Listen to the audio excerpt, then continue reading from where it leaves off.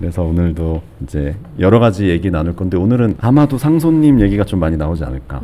네, 회화에 대한 얘기부터 시작해서 우리가 오늘 만화에 대한 얘기도 할 거고 과연 예술의 영역이 그림 기준으로 어디서부터 어디까지일까 이런 얘기 할 거거든요.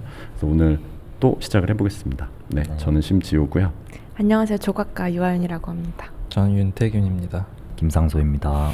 미술관에 가면 그림이 많잖아요. 그럼 일반적으로 일반 소비자들이 전시를 보러 간다라고 하면은 그냥 막연하게 그림을 보러 가는 거일 것 같거든요.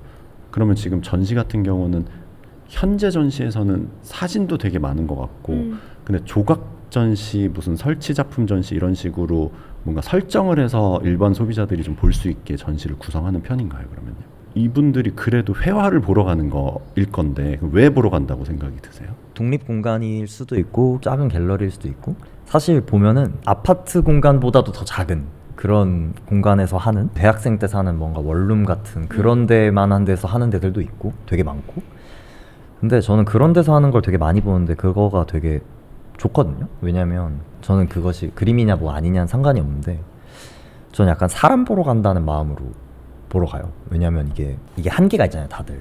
내가 살 수 있는 재료의 한계가 있을 수도 있고 혹은 두려움도 있을 수도 있고 아니면 이제 내가 다룰 줄 아는 것의 한계도 있고 그리고 내가 배워온 게 있고 내가 본 게 있고 하고 싶은 게 있고 막 이런데 막 그게 이제 엄청 막 이렇게 뒤섞여 가지고 어떤 형태로 나오는 거잖아요. 그게 그림일 수도 있고 뭐 뭔가일 수도 있고 뭐든지. 근데 그거를 볼 때 오히려 되게 확 와닿게 되는 것들이 종종 있는데 확 와닿는 경우는 거의 없어요. 그거는 왜냐면 약간 like 동묘. 동묘라고 하면 좀 그런가? 많지만 많고 오히려 아이러니하게도 나와 딱 맞는 거를 정말 찾을 수 있는 장인과 동시에 그러니까 찾기 어려워요. 너무 많으니까. 약간 그런 느낌인데 근데도 저는 그 감성이 좋고 그러니까 이제 많이 보러 가게 되는 것 같아요. 심지어 무료예요. 맞아. 보통. 다 무료죠. 얼마나 좋습니까? 무료로 보는데 무슨 말을 해. 근데 그 얘기를 들으면서 듣는 건데 사실은 삼청동이나 네. 유명한 갤러리 가도 무료인 전시가 많잖아요. 거의 무료죠. 네. 다 무료죠. 그래서 무료인데 사실은 그게 일반인 입장에서 여기 들어가도 되나? 그죠. 이런 느낌들이 있어요. 근데 말씀하신 진짜. 그런 전시들은 들어가기 쉬울 거잖아요. 아니 어려워. 왜냐면 어딘지 잘 몰라요. 어려워요. 어디 있는지 찾기가 안 보여. 힘들어. 그러니까 어디 사실 있는지 이건 안 정말 막 갑자기 뭐 길 가다가 빌딩 안에 있고 막 어떤 그 IMF라는 공간은 아파트 안에 있었어요. 그렇죠. 없어졌지만 뭐 그런 공간도 있었어요. 아파트 진짜 주택가에 그 앞에 비밀번호 있잖아요. 그걸 쳐가지고 들어가서 8층인가 몇 층에 이렇게 내리면 거기서 이제 현관 도어락 열고 들어가야지만 펼쳐지는 공간 뭐 이런 것들도 있으니까 저는 그 공간 되게 좋아했었거든요. 물론 많이 가보진 않았지만 근데 뭐 그런 공간들이 되게 비일비재하니까 오히려 그냥 외부자로서는 그냥 미술관이다 아니면은 전시 갤러리다 그러니까 대형 그런 공간보다 오히려 접근이 훨씬 더 어려워지는 그래서 뭔가 그런 작은 공간들이 훨씬 더 동묘 같지만 그래서 찾기도 힘들고 아름아름 수소문을 해야 돼서 힘들어지는 거지 않나? 근데 어딘가에 정보가 있으니까 찾아갈 수 있는 거 아니에요? 그렇죠. 보통 인스타에 있죠. 네. 네. 근데 일반 소비자 입장에서는 그냥 뭐 전시 뭐라도 봐야지 하는 입장에서는 국제 갤러리에서 하나 지금 말씀하신 그런 전시나 정보를 얻는 곳은 거의 비슷해요. 그래서 어차피 가기 어려워요. 왜냐면 찾아봐야지만 알 수 있거든요. 그쵸. 전시를 뭘 볼 게 있나라고 검색을 하다 보면 거긴가에 나오는 건데 뭐 맞아. 예를 들어서 누군가한테는 지금 말씀하신 그런 작은 전시들이 먼저 뜰 수도 있고 아니면은 관심이 없으면 국제 갤러리 이런 유명한 갤러리에서 하는 전시는 아예 정보가 없을 수도 있어요. 일반 소비자들이 또는 예술을 보고 싶어하고 전시를 보고 싶어하는 사람들이 회화를 보러 가는 이유가 있을 건데 그 이유가 뭐라고 생각이 드세요? 비슷한 맥락인데 내셔널 갤러리 아세요? 영국에 있는 진짜 오래되고 엄청 잘 그린 큰 그림들이 엄청 많이 걸려있거든요. 그 건물도 너무 예쁘고 거의 그냥 관광지잖아요. 그래서 현대미술에 익숙하지 않은 분들 그리고 일반 관광을 즐기러 가신 런던을 놀러 가신 분들에서는 필수적으로 들리는 내셔널 갤러리인 것 같은데 그래서 저도 갔어요. 그 딱 영국 도착하자마자 바로. 근데 저 진짜 이거 어떻게 봐야 하지? 그러니까 그냥 멋지다. 저에게 어떠한 미술적인 감흥을 준다기보다는 마치 박물관 이야기를 했듯이 박물관 보듯이 그냥 그림을 볼 수밖에 없었거든요. 거기에 있는 그림들은. 그래서 뭔가 미술을 보는 태도로서 그런 잘 그려진 그림들과 큰 것들은 볼 수 없었던 반면 저희가 지금 인기를 하고 있는 현대에서 많이 유통되고 있는 젊은 작가들 아니면 그 카타리나 그로세를 기점으로 그 나오는 어떠한 회화들은 보통 그런 어떤 그림을 보는다기보단 작가를 보러 간다는 태도가 좀 더 강해진 것 같고 그래서 그 작가와 작품이 어떻게 이 그림이라는 매체를 통해서 발화를 하고 있는가? 이거에 대한 그러면서 이제 더욱더 역으로 그림이 무엇이지를 정의하게 되는 것 같아요. 어떻게 생각하세요? 그림을 그리는 자로서? 아 저요? 네. 몇백 년 된 그림들은 이제 당연히 저는 그냥 박물관 보는 느낌으로 가고 저는 원래도 역사 공부하는 거나 이런 거에서 재미를 느끼기도 하고 그래서 좀 그런 거 있잖아요. 이제 안료가 어떻게 달랐는지 혹은 그리고 실제로도 이제 회화 역사에서 유화라는 게 발명되고 나서 그리고 그냥 그 유화가 이제 나중에 저희는 이제 그 튜브 있잖아요. 물감 튜브 그걸 했을 때 그 물감 튜브라는 게 발명되고 나서 그다음에 뭐 이제 현대로 왔을 때는 이제 아크릴 물감이라는 게 생기고 나서 이러면서 변화된 게 엄청나게 많고 그리고 이제 그런 콤프레셔를 이용한 이제 훅기라고 하는 그런 에어브러쉬. 다양한 에어브러쉬라고 하는 그런 다양한 방식들 혹은 프린팅도 마찬가지죠. 당연히 그런 것들이 나오면서 어떤 식으로 영향을 줬는가라든가 아니면 이제 그 그림들이 있으면 그 그림들이 이제 어떤 나라에 어떤 시기에 어떤 방식 어떤 때에 그려졌는지 그리고 이 사람은 왜 이렇게 그렸는지 그러니까 이제 거기서 이제 여러 가지 문화가 섞이면서 막 내가 지금까지 이런 걸 그려왔는데 이렇게도 그려도 되는 거 아닌가 하는 사람도 있고 이렇게만 그려야지 약간 이런 사람도 있고 막 이런 것들이 막 섞이고 막 이렇게 하는 과정들이 되게 어떤 다양한 시점에서 보여주는 그냥 어떤 이야기죠. 그런 것들을 보게 되는 것 같고 거기서는 그죠 그런 박물관에서는 그런 뭐랄까 미술 박물관 시대가 다른 그런 곳에서 그죠 미술 박물관이라고 해야 될까? 네. 근데 아무튼 근데 저는 뭐 다 비슷하게 보긴 해요. 약간 미술을 따로 분리해서 보진 않고요. 진짜 사람 만나러 간다는 느낌으로 하고 보통은 제가 보러 갈 때 인스타그램이나 뭐 블로그나 이런 걸 통해서 보러 갔다가 이런 식으로 이렇게 했구나 이건 이렇게 했구나 이 사람은 또 다른 전시 뭐 했나 하면서 막 이렇게 이전 것도 보고 막 이러면서 보는 편이라 약간 그러다가 이제 뭔가 실제로도 저는 이제 그러다가 같이 전시를 하게 된 사람도 있었고 약간 보고 그분이 조각하는 분이었는데 이제 이 사람은 뭔가 나랑 생각이 비슷한 것 같은데 하면서 막 이렇게 하다 보니까 결국에 몇 년 뒤엔 또 같이 전시를 할 수 있게 되거나 뭐 이런 경우도 있었고 저는 그런 식으로 봅니다. 근데 그냥 그림을 그리지 않는 사람들이 회화를 볼 때는 300년 전 거나 어제 만든 그림이나 똑같은 태도로 보게 되거든요. 그러니까 이게 역사적인 거를 본다는 그런 생각을 다 빼면은 왜냐면 회화라는 자체가 300년 전 거나 지금이나 사각형 프레임 안에 있는 거잖아요. 네. 그래서 그 사람들한테는 어쨌거나 이거는 그냥 하나의 미술을 보는 문화를 소비하는 거지 그림 자체를 소비한다고 보기는 좀 힘들 것 같아요. 그래서 약간 그런 거죠. 300년 전의 판소리와 어제 그 판소리를 무형문화재로 계승한 사람의 판소리를 듣는 것과 똑같은 거죠. 회화라는 매체 자체가 굉장히 전통적인 매체라서. 회화 그림은 결국은 일반인 눈에도 소장 가치가 있냐 없냐에 대한 고민을 먼저 하긴 할 것 같거든요. 옛날 그림은 일단 집에 걸어놓으면 비싼 그림일 네. 거고 가지는 거, 살 수 있는 거 이렇게 생각을 할 텐데 지금 나왔던 어제 나온 그림 이런 그림들은 소장 가치가 과연 있을까? 이런 생각이 좀 들더라고요.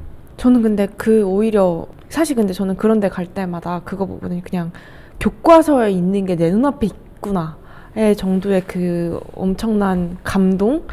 이게 실제로 있었던 일이었어? 이렇게 연예인 보듯이 그 미술 작품을 보게 되는 것 같고 연예인과 별개로 약간 지금 막 만들어진 어떤 작품들은 얘가 진짜 너무 아름답고 이게 저는 좋은 그림이라 하면 제 눈을 계속 붙잡는 그림들이 좋은 그림인 것 같거든요. 그러니까 이게 단순히 한 번 보고 스쳐 지나가는 것이 아니라 가까이서 봤을 때 그 질감 텍스처가 다르고 형태가 달라지고 내가 이거 보면 볼수록 모양이 점점 바뀌는 그림들이 있단 말이에요. 그래서 그런 그림들이 소장 가치로서 너무 이거를 계속 뜯어보고 싶어서 마치 책을 구매하는 느낌으로 사게 되는 것 같아서 그 이전에 있었던 미술책에 나올 법한 그림들이나 예전의 작품들과 지금 내가 사고 싶고 걸어놓고 싶은 그림들과는 조금 위계가 다른 것 같다. 근데 오히려 뭔가 일반 대중이라고 이야기는 너무 큰 범위여서 사실은 미술을 접근하는 어떠한 층위들도 너무 다를 테고 실제로 그냥 일반 미술 계통이 아님에도 불구하고 미술을 그냥 많이 사시는 분들도 많이 계시고요. 근데 그런 사는 입장, 컬렉터 입장에서는 이거를 그냥 진짜 뜯어보고 싶어서 사지 않을까?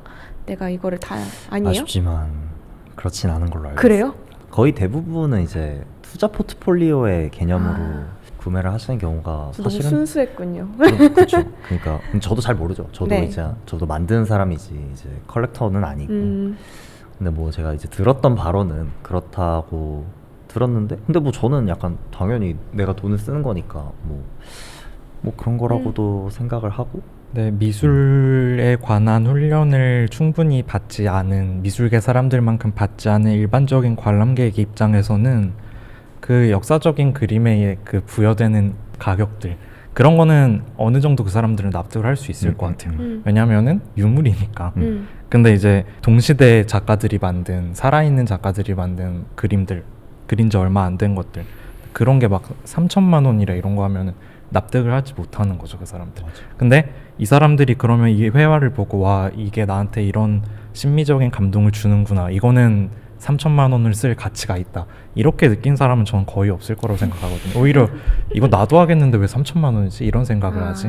그래서 이 회화라는 매체가 가지는 그 매체가 가지는 힘 자체, 매체가 담을 수 있는 이미지가 가지는 힘 자체가 많이 약화된 상황에서 그 너무 우리에게 익숙한 미술의 그런 보기 훈련을 탈피해서 본다면은 좀 더 처한 현실을 잘 볼 수 있지 않을까 생각을 합니다. 저는 뭐 제가 그림을 그리고 있고, 그리고 뭐 사실 얘기하는 게 저한테 과연 이득일지 잘 모르겠지만 회화는 사실 지금이 가면 갈수록 좋은 취급을 받고 있는 상황이라고 생각하고요. 그냥 현재 그리는 사람에게 있어서 좋은 취급을 받고 있다고도 생각하고, 당연하지만 그렇게 대단한 게 전혀 아니고요. 그래서 아까 이제 회화를 보러 가는 이유는 이제 물론 다 다를 텐데, 진짜 그 회화라서 보러 간 사람들은 아마 그림 그리는 사람들이랑 똑같이 그 맞아요. 사람들이 배우려고 하는. 어떻게 그렸나 맞아. 이런 거지. 저는 그리고 그런 게 아니면 되게 이상하게 느껴요. 그러니까 왜냐면 나랑 아무 관련도 없는 무언가를 되게 성심성의껏 보는 사람이 어디 있어요, 솔직히. 그 더 이상해, 그게. 맞아. 그런 사람이 더 이상해. 크리피해. 이상해. 뭔가 이상해. 그래서 이 회화라는 게 가지는 어떤 현대 예술로서 가지는 그런 실천성이라는 게 지금의 어떤 그 미술관 구조에서 가능할까? 이렇게 하면 좀 회의적인 것 같아요. 그래서 결국은 보는 사람들이 있어야 존재하는 거잖아요. 그 네, 그림은. 그렇죠. 근데 그 보는 사람들이 대중이 수가 더 많을 거잖아요. 네. 아무래도 대중들은 그냥 뭐 몇 년에 한 번 볼 수도 있고, 뭐 자주 보는 사람은 1년에 한두 번 볼 수도 있는데, 지금 말씀하신 대로 뭐 굳이 이 표현이 업계 종사자? 네. 미술, 예술 하시는 분들은 자주 보거나 뭔가 많이 의도를 갖고 많이 보실 거잖아요. 네. 대중들은 아마 그림을 볼 때 작품으로 보는 게 아니라 그 가치를 보는 네. 경향들이 좀 있어요. 네. 오래돼서 유명한지 아니면 유명인이 그려서 유명한지 이런 것들 때문에 이제 연예인들이 그림을 그리면 그 가치는 처음부터 만들어지거든요. 근데 지금 의문이 드는 거는 그림을 계속 그리는 분들은 많은데 그럼 그 그림들이 가치가 있을까? 이 고민을 좀 해볼 수 있을 것 같아요. 그 사실 그린다는 행위 자체는 인간의 거의 동물 시절부터의 본능적인 행위라고 생각하거든요. 어떤 그 로스코 벽화부터 이어지는 그린다는 행위 자체, 그리고 모방한다는 행위 자체는 굉장히 기본적인 속성이라고 생각을 해요. 그거는 그냥 그런 속성인 거고, 이게 어떤 예술로 넘어왔을 때 우리가 막 먹는 거를 예술로 취급하지는 않잖아요. 먹는 행위 자체를 그냥 살기 위해서 먹는 거지. 그래서 그린다는 행위도 저는 약간 그런 어떤 기본적인 욕망 가운데 하나라고 생각을 하거든요. 그래서 그게 어떤 미술의 형태로 제도화되고 결정화되면서 지금까지 이어진 거지.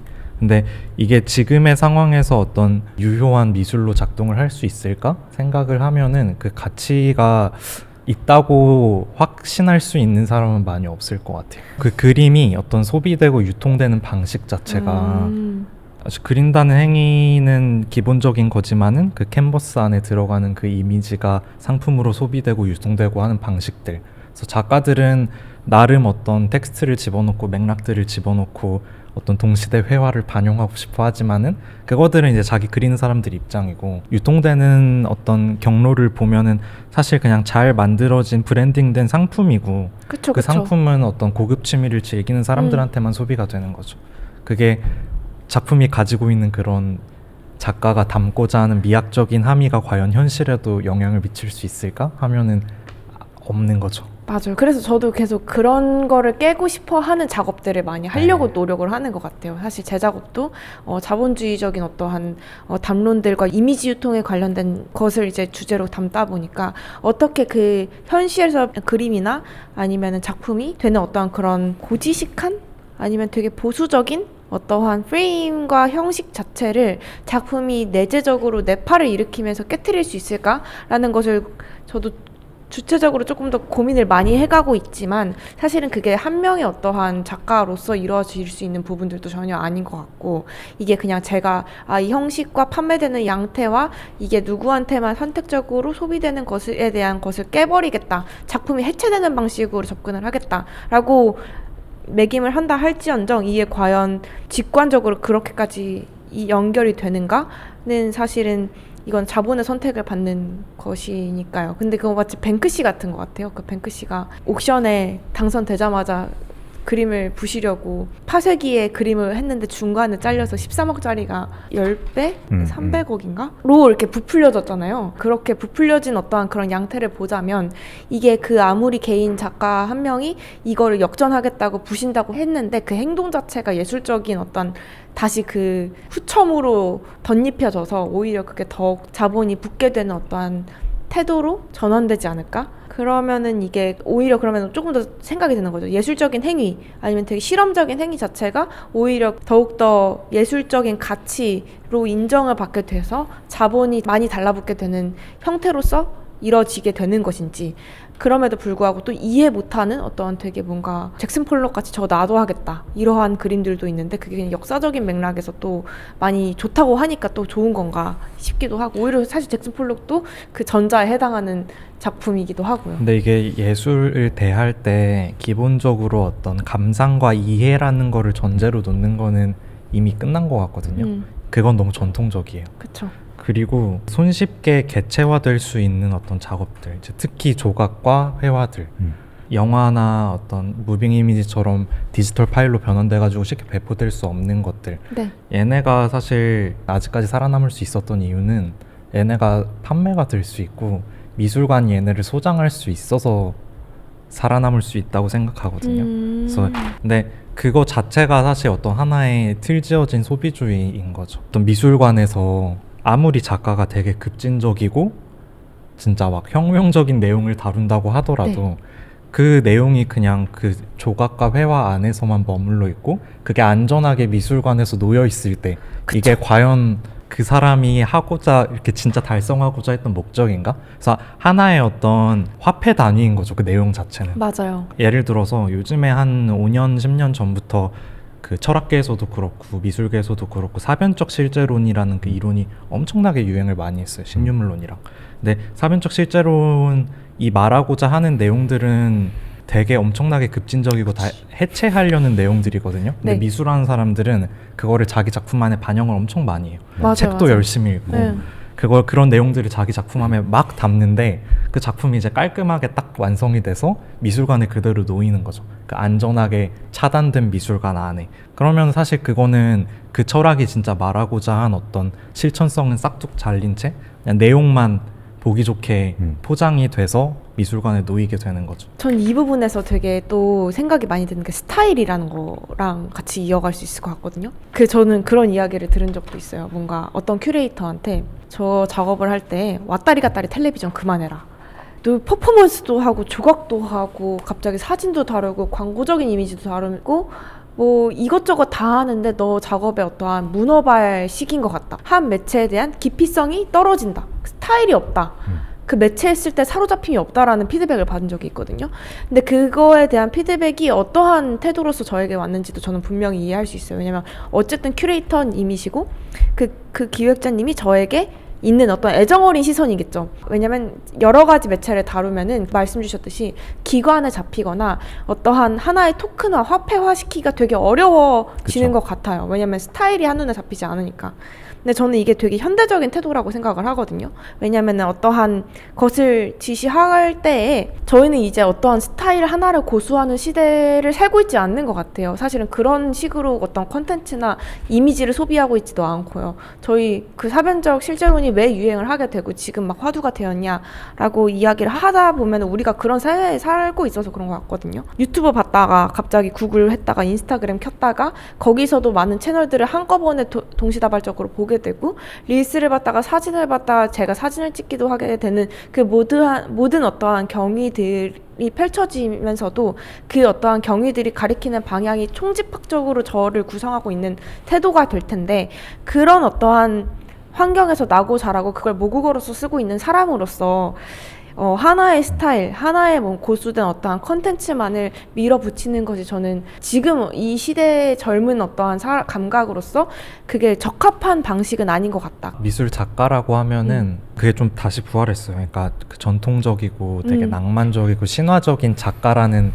그 한 명이라는 정체성 이게 다시 부활했는데 사실 한 7, 80년대까지만 해도 그런 어떤 작가라는 이름이 가지는 권위가 그렇게 세지는 않았거든요. 물론 이제 막 스타 작가들 빼고는. 근데 좀 이게 문화적인 현상이긴 한데 한때는 되게 집단적인 문화가 유행했었어요. 어떤 히피 문화라든지 펑크라든지 그런 게 유행을 했는데 다시 어떤 여러 요인으로 인해 굉장히 개인적인 문화들이 다시 발생하기 시작했거든요.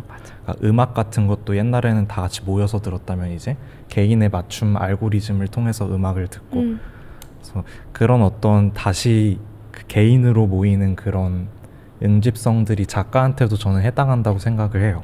그 작가에게 요구되는 응집된 자아라는 것, 고정된 맞아. 자아라는 것이 계속 끊임없이 요구되는 게 아닌가. 근데 그것도 저는 되게 물론 그렇게 요구되는 사항들이 여러 가지가 있겠지만 저는 거기서 가장 크게 작동하는 것은 또 신진 갤러리들의 등장인 것 같거든요.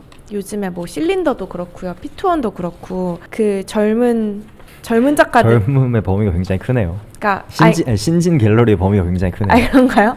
피투원 근데 어쨌든 그 생긴 지 얼마 안 되고 그리고 젊은 작가들을 이제 발굴해서 해외에 쉽게 유통하게 되는 어떠한 그런 갤러리들이 되게 많이 생긴 것도 사실이긴 하거든요. 그래서 교수님께서는 그런 말씀을 하셨어요.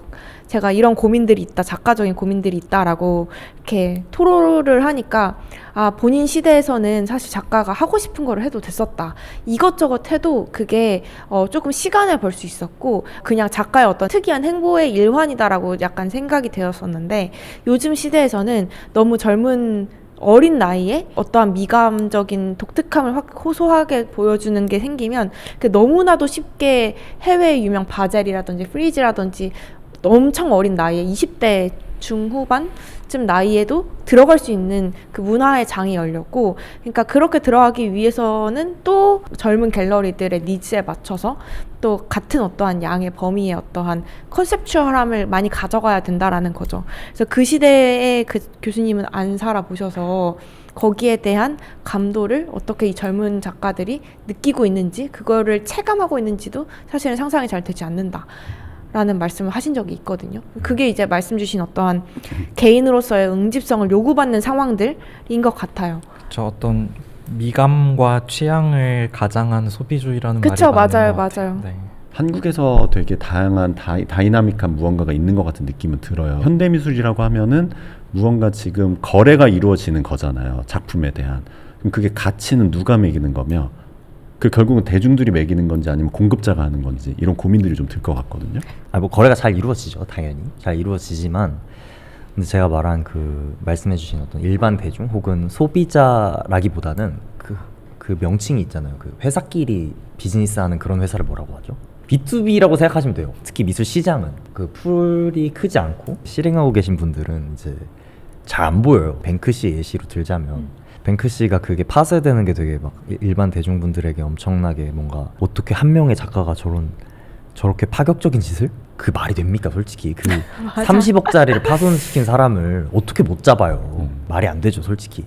막 뱅크시가 아직도 정체를 모른다. 당연히 알죠. 분위기 조성 정도 뭐 이렇게 작동이 되는 거고. 그러면 지금 이렇게 봤을 때 현대미술에서 이 회화가 가지는 성격이 뭘까? 이 고민이 좀 드는 거든요. 제가 그림을 그려봤다가 포기한 사람이거든요. 제가 학부 때 복전을 이제 회화를 해서 사실은 조속과 수업보다 회화과 수업을 더 많이 들었는데요. 되게 저 그 수업 내내 분장하고 다녔어요. 그 가발 쓰고 남장하고 그 수업을 들었거든요. 그러니까 1학년 수업부터 복수 전공생이니까 이제 1학년부터 4학년 수업까지 이제 다 들을 거 아니에요. 그래서 남장하고 가발 쓰고 목소리 변조하고 근데 이렇게 들으면 상상이 잘 안 되네. 진짜 변장한 변장을 변장한 하고 사람의 진짜 수업을 딱 그런 들었어요. 느낌. 변장했다 이 사람. 약간. 그때 막 부캐 생기기 전에 막 맞아. 그 유재석 그 부캐 나올 때 그 부캐 흥했잖아요. 그 전에 맞아. 제가 훨씬 전. 부캐를 하면서 2, 3년을 그 회화과 수업을 그렇게 들었어요. 그러니까 당연히 회화과 실기실에 갔을 때도 남장하고 갔어요. 남장하고 새벽까지 야작해. 막 가발 쓰고. 그렇게 해서 그렸던 그림들이 있거든요. 왜 분장을 하면서까지 왜 탁과 수업을, 그러니까 복수 전공 그거를 계속 하고 있었냐 하면은 제가 그림을 그리는 게 말이 안 됐던 거예요. 그러니까 조각을 하는 이 언어를 쓰는, 그러니까 이 이성적 언어를 쓰는 제가 이 비이성적인 어떠한 언어를, 회화적 언어를 차용하는 것이 저는 말이 안 돼서 비이성적인 다른 신체, 그러니까 성별조차 다른 욕구를 탐닉하는 자를 만들어서 그 탐닉하는 자가 얼마만큼 비이성적인 언어들을 사용할 수 있는지에 대한 어떤 실험을 그 학부 내내 진행을 해봤던 거였거든요. 그래서 그 당시에 이제 그 그림을 본 사람들이 몇 없긴 하지만 되게 뭔가 섹슈얼리티하면서 되게 뭔가 초현실적인 느낌의 어떤 그림들을 되게 사실적으로 저 나름의 이제 예쁘장하게 잘 그렸어요. 네.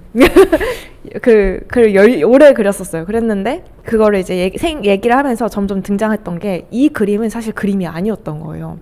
오브제였던 거죠. 그러니까 오브제라 하면 이 작동하는 방식이 그림은 사실은 화면 안으로의 몰입, 어떤 작가가 보는 창이어야 하는데 어떻게 보면 그 사람이 그렸던 그 그림은 그 사람이 존재하는 가치나 어떠한 지시를 했던 거죠. 그 사람이 존재해야만 하는 어떠한 이유를 설명하기 위해서 그림이 존재했던 거예요. 그럼 어떻게 보면 쓰임새 있는 그림, 어떻게 보면 되게 조각적인 그림인 거죠. 아무리 평면이고 그림이라 할지언정 이 그림의 위치를 취하고 있지 않다라는 생각이 들어서 나는 그림을 그릴 사람이 아니구나 라는 생각을 그때 하고 이제 그림은 무엇인가를 이제 그때 상수 작가랑 엄청 토론을 많이 했던 것 같거든요. 그랬던 것 같고요. 이제 학부생 때니까 이제 몇 년 전, 훨씬 몇 년 전인데. 한 7년 전. 근데 이제 그때 제가 그 하는 걸 봤을 때는, 그러니까 저는 그렇게 느꼈던 거죠. 그림을 그렸는데 이건 그림이 아니다. 이러는 게 무슨 말이냐면, 사실상 그냥 아연 작가가 했던 건 그림을 그리는 사람이 되어보는 퍼포먼스고 필요해서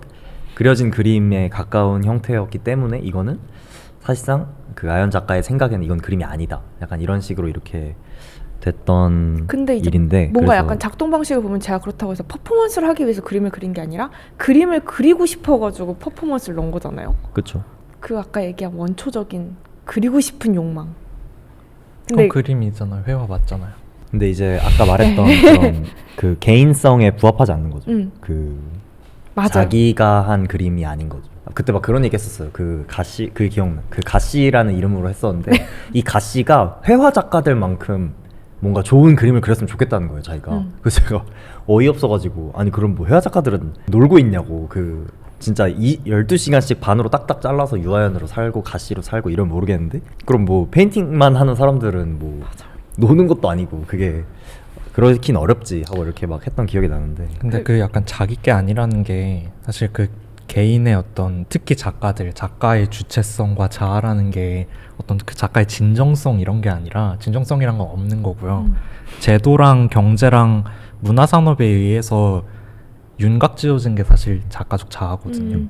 그런 것 때문에 이제 어떤 스타 작가들, 인플루언서 작가들 이런 것들이 어떤 이런 현상 때문에 지금 더 뜨기 시작하는 거고, 맞아. 그게 뭐 그 사람들뿐만이 아니라 그냥 일반 작가들도 사실 거의 그렇게 활동을 하고 있어요. 그쵸. 어떤 그 작가 개인으로서 어떤 그 작가한테 부여된 그런 창조성이라는 신화, 사실 새로운 것이라는 게 가능할 수 있는지 이런 건 이제 어떤 최근에 유행하는 어떤 철학들로 인해서 그 무한한 창조성이라는 게 되게 강조가 되고 있는데 그걸 약간 오독이 돼가지고 그거를 작가한테 대입을 하게 되는 거죠. 그래서 작가한테 부여된 그런 어떤 창조자로서의 위치 그리고 그 브랜딩된 그 작가로서의 이미지가 너무 지금 팽배하게 이루어지고 있어가지고 그래서 아까 말씀하신 것처럼 어떤 회화라고 하면은 그 회화를 보는 사람들은 그 회화가 동시대 예술로서 엄청난 영향을 미치고 어떤 사회의 혁명적인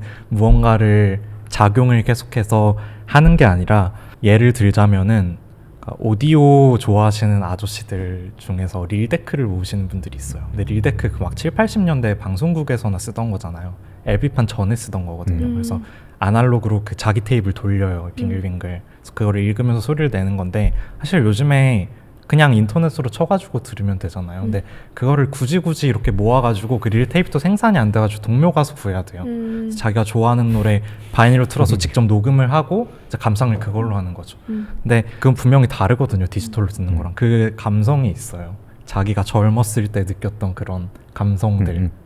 그래서 회화도 사실 그런 거죠. 어떤 미술계 육체적 감성인가요? 네? 육체적 감성인가요? 아니요. 어떤 릴데크라는 그 기계가 주는 어떤 향수인 거죠. 향수지. 그러니까 뭔가 기계가 주는 향수라면 그 기계가 실존해서의 그 향수. 그쵸. 내가 이걸로 듣고 있다는 그런 거. 좋잖아. 그쵸. 그래서 회화도 저는 거의 비슷한 수준에 들어섰다고 생각을 해요. 이게 정말로 어떤 무언가를 담아낼 수 있어서 어떤 미학적인 자극을 줄 수 있어서 회화가 계속되는 게 아니라 어떤 그런 일종의 포스트 모던과 모던의 그 예전 미술에 대한 향수에 의해서 아직까지 남아있는 거 생산이 된다고 생각을 하거든요.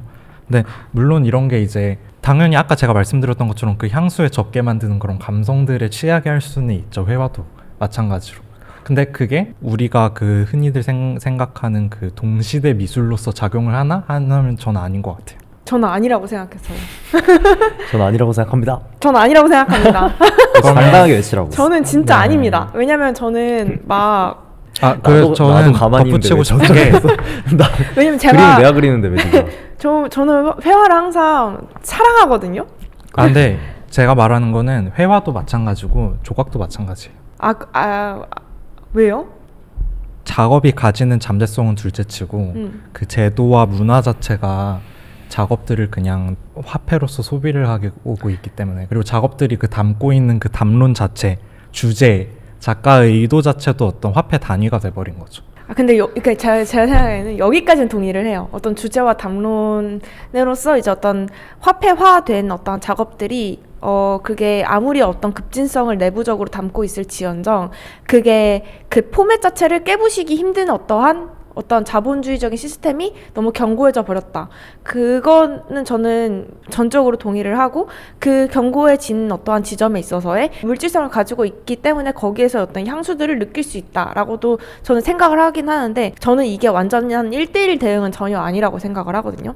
물질성이 있는 것이 향수도 불러일으키긴 하지만 전 물질성이 가지고 있는 어떤 급진성도 저는 분명히 있다고 생각이 들어요. 저는 물질성이 있어서 사실 이동이 불가능하기도 하고 어떠한 신체를 대신할 수도 있는 어떠한 급진성이 분명히 있기도 하고 뭐 그렇다고 해서 물론 조각도 그렇고 다른 설치물도 그렇고 사실 판매되는가라는 지점에서 봤을 때는 사실 판매 안 되는 경우들이 훨씬 많고요. 이게 단순히 자본의 어떠한 프레임 안에 갇혔다라고만 생각하기에는 안 되는 경우들이 훨씬 더 많은 것 같아요. 이게 자본에 관한 얘기가 아니라 문화에 관한 그러니까 저는 그 문화도 마찬가지인 것 같아요. 물론 이게 우리가 표면적으로 보고 어떤 접근하는 부분에 있어서의 문화적인 어떠한 포맷에서 아니면 어떤 제도권 내에서의 그 갖춰진 형식을 취하는 것도 있기도 하고 그 토큰화돼서 유통되는 것도 있긴 하지만 사실은 지금 물론 젊은 작가? 그러니까 저가 가장 그걸 급진적으로 많이 생각하고 그거에 대한 변화, 변주를 어디까지 상상할 수 있는가를 많이 공격적으로 생각하는 지점이어서 더욱더 이거를 예민하게 받아들이는 것도 있는 것 같기는 한데 주변에서도 사실 그런 것 같아요. 그거에 대한 어떠한 기성의 어떤 구조들 아니면 어떠한 체제들을 개인으로서 이걸 어떻게 삐져나오게 할 수 있을까? 이걸 어떻게 일탈할 수 있을까를 개인적으로도 많이 생각을 하는 것 같고, 이게 우리가 앞서서 펼쳐지고 제도권에서 다뤄졌던 작업들로만, 그러니까 제도권에서 다뤄지겠죠? 이렇게 이미지가 많은 시대에 결국 지금 회화 얘기를 왜 하고 있냐? 회화가 메시지를 다 담을 수 있다라면은 작가의 의도 다 담을 수 있고 이렇게 보시는 거죠. 그래서 결국 우리가 고민해야 될 게 회화를 읽는 방법에 대한 고민을 좀 계속 하고 있는 것 같아요. 그래서 이거를 회화를 보면은 대중들이 그냥 직관적으로 느끼는 게 있을 거고 아니면 무언가 설명을 기반으로 자의적으로 해석하는 게 있을 수 있는데 아까 미술 교육을 받고 안 받고에 대한 얘기도 나눴었잖아요. 그렇다면 이런 것도 문해력이 필요한 걸까요? 저는 이제 같이 알게 된 저는 영상 하시는 분이셨는데 그림을 어떻게 봐야 될지 전혀 모르겠다고 하시기도 했고요.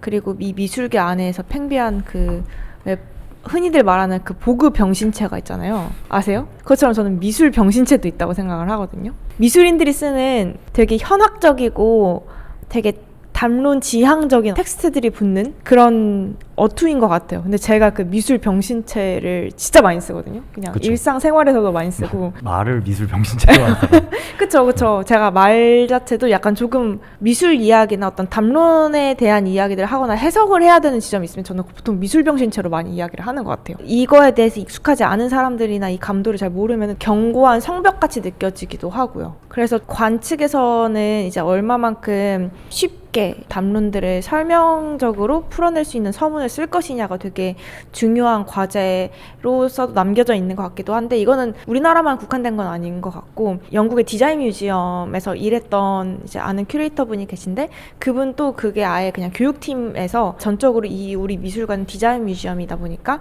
조금 더 쉬운 언어로 어려운 사고 과정들이나 되게 마이너한 담론들을 풀어내는 것이 되게 중요한 어떤 과제로 남겨진 것 같아요. 근데 그 말인 즉슨 사실은 미술계에서만 유통되는 좋게 되기가 어려운 지점들이 있다. 근데 그게 어떻게 보면 문해력과도 되게 연결되는 거지 않을까? 근데 또 많이 쓰시지 않아요? 태균님 특히나? 뭐를요? 그 어려운 말들이요. 이게 글이 쉽다고 해서 좋은 글은 아니고 그쵸. 별 내용은 없는데 괜히 단어들만 어렵게 쓰는 그런 글들이 분명히 있고, 근데 뭐 미술에서 사실 해석이라고 하는 것 자체가 그렇게 역사가 길진 않거든요. 미술을 해석해야 되는 그 태도를 가져야 되는 게. 근데 저는 이런 해석이라는 것 자체가 되게 이데올로기적이라고 생각해요. 해석을 강요하고 이런다는 게. 그래서 뒷샹 때부터 이어져온, 제가 여기도 써놨는데 맞아. 어떤 예술 개수라는 개념이 있어요. 근데 쉽게 말해서 그거예요. 그러니까 감상자에게 해석의 권한을 주는 거죠. 그래서 감상자가 빈틈을 자기가 메워가지고 어떤 자기 나름대로 해석을 할 수 있다는 건데, 이게 말로만 들었을 땐 되게 자유롭고 뭔가 관람자에게 뭔가 많은 권한을 주는 것 같아 보이는데 사실 해석을 강요하는 거거든요, 이게. 그래서 이런 거 자체가 되게 미술을 권위적이고 이데올로기적으로 만드는데 좀 기여를 많이 해오지 않았나 이렇게 생각을 합니다. 근데 막 그게 어쩔 수 없는 게 사실은 해석이 안 되는 순간 저희는 이제 더 이상 미술이 아니게 돼버렸잖아요. 웹피만 봤을 때는 사실은 해석이 되나 안 되나 어떠한 이미지는 다 비슷해져 버렸고, 스마트폰으로 보는 이미지나 미술관에서 들어가는 이미지나 사실은 그 외연이 너무나도 비슷해져 버려서 무엇이 작업인지 어떻게 봐야지만 얘가 출처나 기원을 연속적으로 엮어서 볼 수 있는지가 모호해져 버렸는데, 그러니까 해석이라는 것이 사실은 이게 작품이다 아니다, 이게 이러한 태도의 어떤 연결성을 가지고 있냐 아니냐에 대한 어떤 기준점이 돼서 오히려 더 그렇게 되는 거 아니에요? 해석이 없을 때 이미지를 구별하지 못한다면 굳이 미술이 존재할 필요가 있을까요? 그죠. 저도 약간 비슷하게 생각하는 것 중에 하나가, 사실 애초에 그 말씀드렸지만 동시대 미술이라는 걸 다루는 미술관 자체가, 그러니까 모마가 생긴 게 그렇게 오래 안 됐고, 그리고 그 이전에는 그 해석이라고 하는 거를 조금 다르게 생각해 봐야 되는 부분이 있는 게, 제가 아까 말씀드렸던 그 유화물감이라든가 막 이런 거 있잖아요. 그런 것들이 사실은 점점 더 정교한 그림을 그릴 수 있게 만들어준 그런 것들이 되기도 하는데, 그러니까 그건 해석이 필요가 없죠. 왜냐면 보자마자 뭔지 바로 아니까. 해석이 필요가 없는데 이제 사진도 등장하고 거기에 이제 말씀하셨던 그런 여러 다양한 방식들이 들어가게 되면서 이해되는 것들로 이제 가득 차 있으니까, 그리고 이제 뭐 좀 더 깊게 들어가자면 세계대전으로 인해서 맞아요, 발생했던 이제 이 과학과 이성이 결국 우리에게 가져다 준 것은 모든 것의 멸망.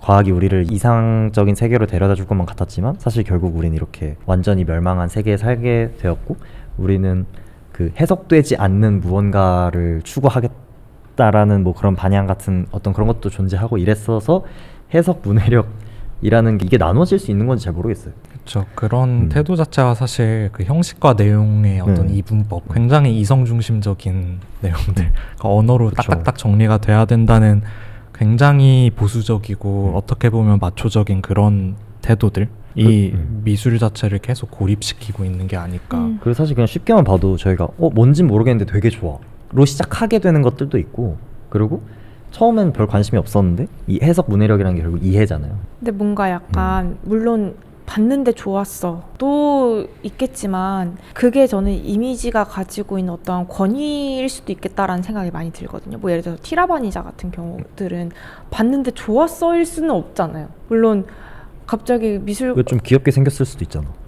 근데 이제 뭔가 그 가는 미술관에서 음식을 나눠주고 있는 그 장터 같은 게 그렇게 봤을 때 헉 좋았어 심미적이야라고는 사실은 이해되긴 어려울 것 같고 근데 여기서 왜 이거를 굳이 미술관에서 왜 이걸 아트웍이라고 불리고 있지?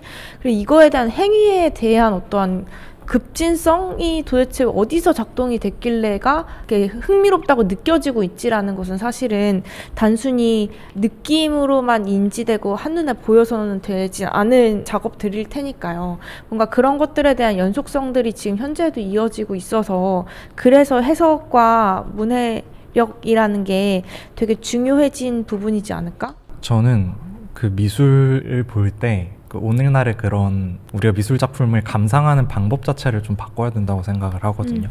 이게 해석이라고 하는 것들, 우리가 특히 이제 현대 미술을 볼 때 해석이라고 하는 것들을 항상 염두에 두잖아요. 그래서 저도 부모님이랑 미술관 가면 부모님이 이거는 뭔 의미야? 이렇게 물어보거든요. 사실 의미 맞아. 없는데.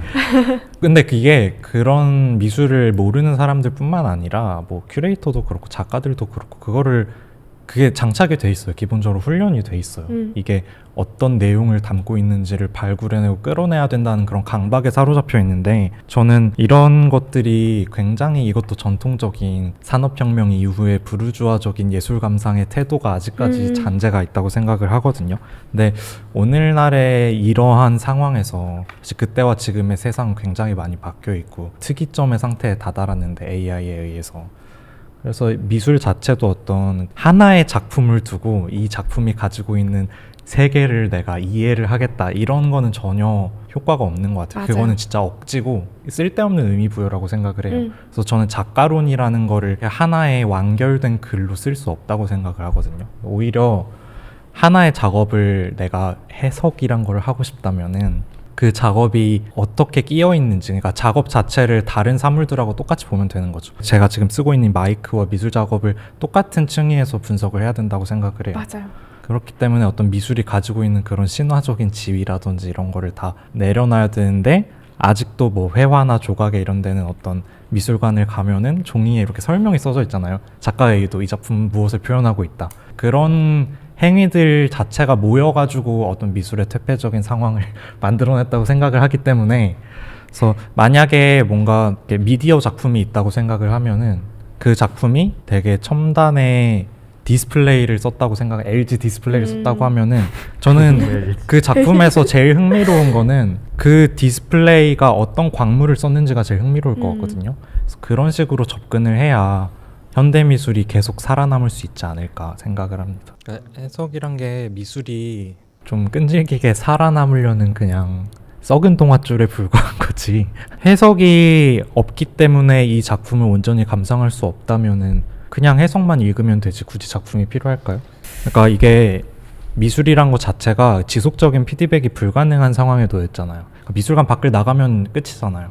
미술관이라는 데가 차단돼 있고 그냥 그 자리에서 감상하고 딱 이런 내용이구나 하고 나가면은 별 효과가 없는 거죠. 오히려 좀 지속적인 피드백을 하는 거는 전자음악이라든지 혹은 아까 말씀드렸던 어떤 게임이라든지 이런 것들은 해석이 없어도 사람들의 어떤 행동 패턴과 감각 체계 자체를 바꿔놓잖아요.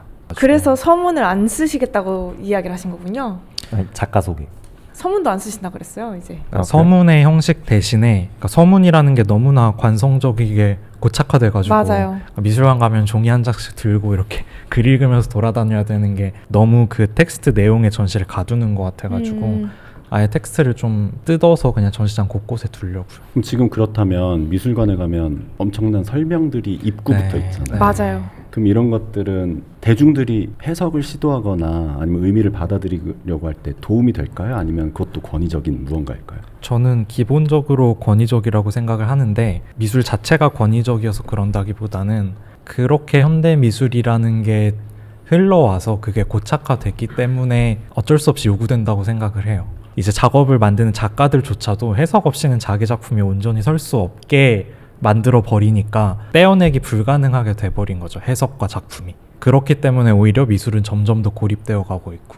근데 이거는 이렇게 속단할 수는 좀 없는 문제인 것 같아요. 뭔가 제가 작업하는 방식을 말씀 주셔가지고 또 이렇게 대입해서 생각을 해보자면 저는 이게 단순히 해석을 하기 위해서 어떤 작업이 존재한다기보다는 내가 지금 본 이 환경에 대한 증거물이 필요해서 작업을 하는 경우들이 많고요. 그러니까 이 장면과 이 어떤 환경에서 실제로 어떻게 작동할 것인가 이거에 대한 비약과 비유를 어떻게 과장된 형태로 한눈에 시각적인 그러니까 어떻게 보면 다른 해석 체험의 어떠한 상태로서 전달할 것인가 그게 단순히 말씀 주신 텍스트로 나오고 글이 적혀있는 권위성을 띠는 게 아니라 정말 몸이 움직이면서 볼 수 있는 그 장면에 대한 총집합을 어떻게 만들 것이냐에 대한 태도로서 저는 이제 작업을 하게 되는 것 같은데 근데 물론 그게 그렇게 있으려면 그거의 기저에 내가 무엇을 받느냐 어떠한 상태가 벌어지고 있느냐에 대한 그 시발점은 있어야겠죠. 근데 그거가 과연 표면적인 어떤 작품적 해석과 작품이 놓여져 있는 것에 대한 어떤 억지스러운 연결고리인가는 저는 우선순위가 조금 바뀐 상태인 것 같다라는 생각이 들어요. 물론 밖에서 봤을 때는 서문이라는 걸로 붙여져 있으니까 이제 이렇게 시작해서 이렇게 봐야 되는구나 했지만 사실은 그 서문이 원래 표현하고자 하는 거였고 그리고 그거에 대한 역추적이 사실은 어렵다 보니까 거기에 대한 친절한 순서 정렬 정도이지 않을까? 근데 저는 분명히 저 전시를 오게 된 관람객들이나 아니면 제가 그 전시장을 갔을 때도 사실 저는 그 영국에서 텍스트 잘 안 읽었거든요. 근데 막 그 안네이모프 전시를 본 적이 있어요. 근데 텍스트를 안 읽고 그 안네이모프 전시를 쫙 봤거든요. 그때는 캐비넷이 엄청 2, 3층까지 있고 지하에 그 엄청 큰 스크린에 너무 좋은 이렇게 생긴 스피커잖아요. 거기서 이제 안네이모프의 뮤즈가 침 뱉는 이제 영상이었어요. 보면서 제가 이거를 저는 분석적으로 엄청나게 해석을 했단 말이에요. 그 당시 안네이모프에 대한 어떤 인식이 그냥 베니스 비엔날레 작가? 정도로만 인식을 했었고 그렇게 작품을 직접 본 적은 없었어가지고 그냥 그 정도의 되게 단편적이고 어떤 내용을 다루는 사람인지도 몰랐는데 전시장을 처음부터 끝까지 쫙 보면서 저의 엄청 제 스스로 공격적이었던 해석을 한 거죠. 돌아와서 이거를 저가 한국말로 적고 영어에 있는 텍스트를 보면서 비교대조 해보니까 그 방식 그대로 따라갔다는 거죠. 이게 굳이 텍스트가 우선해서 이거에 대해서 안 따라가더라도 전시의 형태와 보여지고자 하는 태도들이 관람자로서 온전히 전달이 되는 것 같아요. 근데 거기에 대한 그냥 단어들, 그러니까 어떻게 봐야 되는지 한 카테고리 정도의 서문들이 존재하지 않나? 근데 그게 과연 해석의 문해력, 시각적인 부분에서 익숙하지 않은 사람들에게는 이게 이렇게 볼 수 있고 어떠한 보편적인 가이드라인으로서 제시되는 게 이제 서문이지 않을까? 권위주의적이다라고 보기에는 조금 그러니까 현대 미술 자체가 네. 그렇게 돼버렸어요. 말씀하신 것처럼 해석이 있어야지만 온전한 체험을 할 수 있게 되는 그 순간까지 와버려가지고 결국에 현대미술이 고립될 수밖에 없다. 물론 그 말씀하신 건 거의 비평에 가깝기는 한데 네. 그러니까 다른 대중문화라든지 심지어는 저희가 이 들고 있는 이 펜까지도 그 역사와 이런 걸 다 추적하면 굉장히 재밌어요. 그쵸 그쵸. 근데 왜 미술에만 그런 게 강제적으로 뭔가 태도로서 적용이 돼야 되는지 이게 굉장히 고착화되어 있다는 거죠. 굳이 이제 뭔가 관습으로서. 굳이 이게 어떤 역사성을 붙이지 않아도 네. 그냥 사용되는 것일 수도 네. 있고 그리고 그게 조금 더 열린 방향으로 접근이 안 해도 사용이 됐으면 좋겠다. 펜처럼. 사용이 됐으면 좋겠다, 뭐 어떻게 됐으면 좋겠다 이런 생각은 없고요. 지금 어쨌든 미술이 그렇기 때문에 굉장히 퇴폐적인 상태에 있다라는 생각인 거죠. 그러니까 작가들은 그런 거를 넣고 싶어 할 수도 있을 것 같아요, 저는. 근데 감상자의 입장에서 그걸 굳이 해석할 필요는 없다고 생각을 해요. 그 사람이 딱 봤을 때 이 작업이 그냥 표면적인 내용밖에 말하지 못한다면은 그냥 그걸로 끝인 거죠. 맞아. 내가 이거를 해석하지 못했다고 해서 이 작품을 온전히 감상하지 못한 것도 아니고 그냥 그 작가의 역량이 그 정도인 것 뿐이죠. 그 사람들한테 그런 어떤 태도를 강요하는 것 자체가 사실 권위적이라고 생각을 해서 그러려면은 말씀 주신 문해력이라는 게 필요한 거죠. 이 쓸데없는 거 감상하기 위해서 문해력 그렇게 공부해가지고 하고 싶진 않거든요. 저는 별로. 사실 대부분의 사람들이 생각하는 것과는 많이 다르게 생각보다 작가는 보는 사람 생각을 잘 안 하거든요. 그러니까 작가지. 그러니까 오히려 이게 만들어질 때는 스스로의 뭔가를 해소하기 위해 하게 될 때가 더 많다는 생각이 들고 이 장면이 너무 보고 싶어서 만들잖아요. 저도 꽤 그런 것도 저도 있고 그렇고. 관객이 이렇게 해석하도록 사실 그런 면에서는 의도가 없을 때가 많죠. 약간 이걸 이렇게 보세요라는 식으로 하는 거는 그리고 특히나 이제 회화에 대한 얘기였으니까 회화에서는 그릴 때는 진짜 그런 생각 안 한 경우가 되게 많거든요. 그냥 자기가 봤을 때 좋은 대로 그런 생각을 많이 하게 되는 것 같고 뭔가 근데 서사성이라고 이야기를 또 얘기를 했으니까 저는 이제 조각적 사고를 하는 사람으로서 서사성이 되게 결여되어 있는 사람이거든요. 물론 제가 뭐 MBTI N이긴 하지만 그럼에도 불구하고 정말 극 N인 사람들이 되게 회화를 많이 하시는 것 같다. 또 속단 근데 뭔가 약간 그렇잖아요. 사실 서사를 만드는 어떤 내러티브를 만들거나 아니면은 뭔가 만약에 얘는 이런 상상을 하지 않았을까? 근데 저는 같이 전시했던 이영우 작가님의 타이틀을 보면서 그런 생각을 되게 많이 했어요. 강아지들을 이렇게 복제하거나 사람을 이렇게 얼굴 많이 있는데 타이틀이 엄청 웃기거든요. 털이 다 밀려가지고 더 이상 침대 밖을 벗어나지 않겠다고 다짐을 한 강아지 뭐 이런 식이에요. 근데 약간의 표정이 보이는데 그 타이틀을 보면서 이 상황이구나가 막 감정이입이 엄청 된단 말이죠. 그래서 정지되어 있는 상황 아니면은 그게 이전에 있는 어떤 도상학적인 어떤 중세미술적인 태도로서 A부터 Z까지 읽어야 되는 상황은 절대 아니지만 그럼에도 불구하고 중세미술부터 그림이 계속 수행해오던 서사적 상상력 그게 정지되어 있으니까 그게 더욱더 부여될 수 있는 어떤 시간의 중첩성 그런 것들이 조금 아직까지도 회화의 기본 골조로서 좀 작동하고 있지 않은가? 그게 봤을 때 어떤 애니메이션과 영화 어떤 진짜 시간이 흘러가는 매체와는 전혀 다른 어떠한 정지되어 있는 상에 대한 상상력을 더욱더 자극시키는 게 회화인 것 같아서 저는 거기에 대한 탐닉들 그러니까 왜 그렇잖아요. 왜 책 읽으면은 더 상상력이 풍부해진다 이것처럼 그림을 봤을 때도 좀 그런 느낌이 있는 것 같거든요.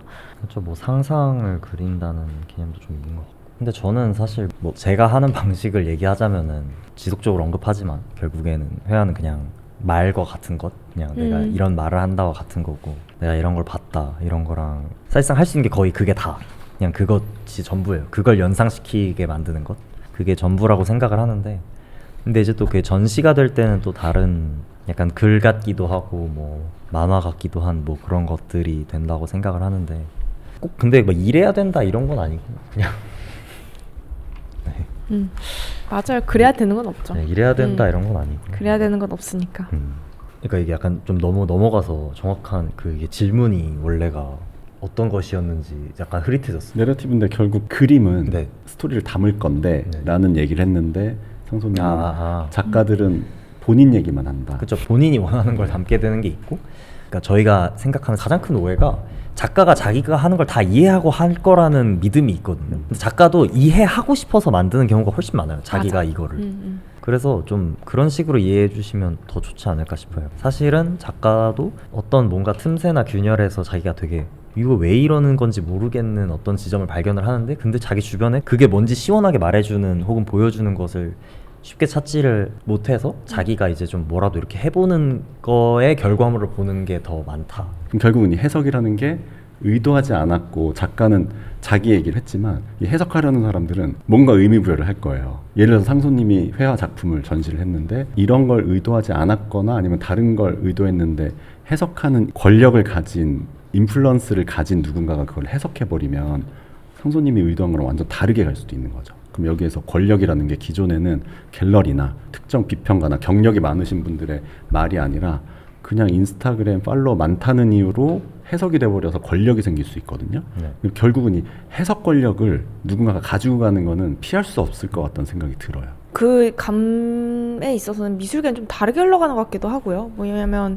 보통은 비평이나 선생님들이 인플루언서처럼 되는 경우도 있는 것 같아요. 진짜 인플루언서는 아닌데 그만큼의 권력을 갖게 되는 것 같아요. 왜냐면은 보통 미술계 안에서는 이제 누구 선생님 이러면 그 선생님이 글을 써줬어? 왜 그 선생님이 비평을 해줬어? 요런 게 있고요. 그렇지 않아요? 막 그 선생님이 그런 왔다 갔다 사람들이 가끔 있죠. 네, 내 작품을 봐주고 거기에서 해석해주면 거기에 이제 돼서 어떤 선생님도 샤라웃 해준 작품 막 이렇게 되는 경우가 있는 것 같아요. 근데 이제 그냥 아무개 일반 인플루언서가 그런 적도 있어요. 어떤 인플루언서가 저한테 DM을 보낸 적이 있거든요. 한 몇십만 이제 이렇게 팔로워였는데 DM이 와서 자기 제 작품 너무 잘 보고 있다.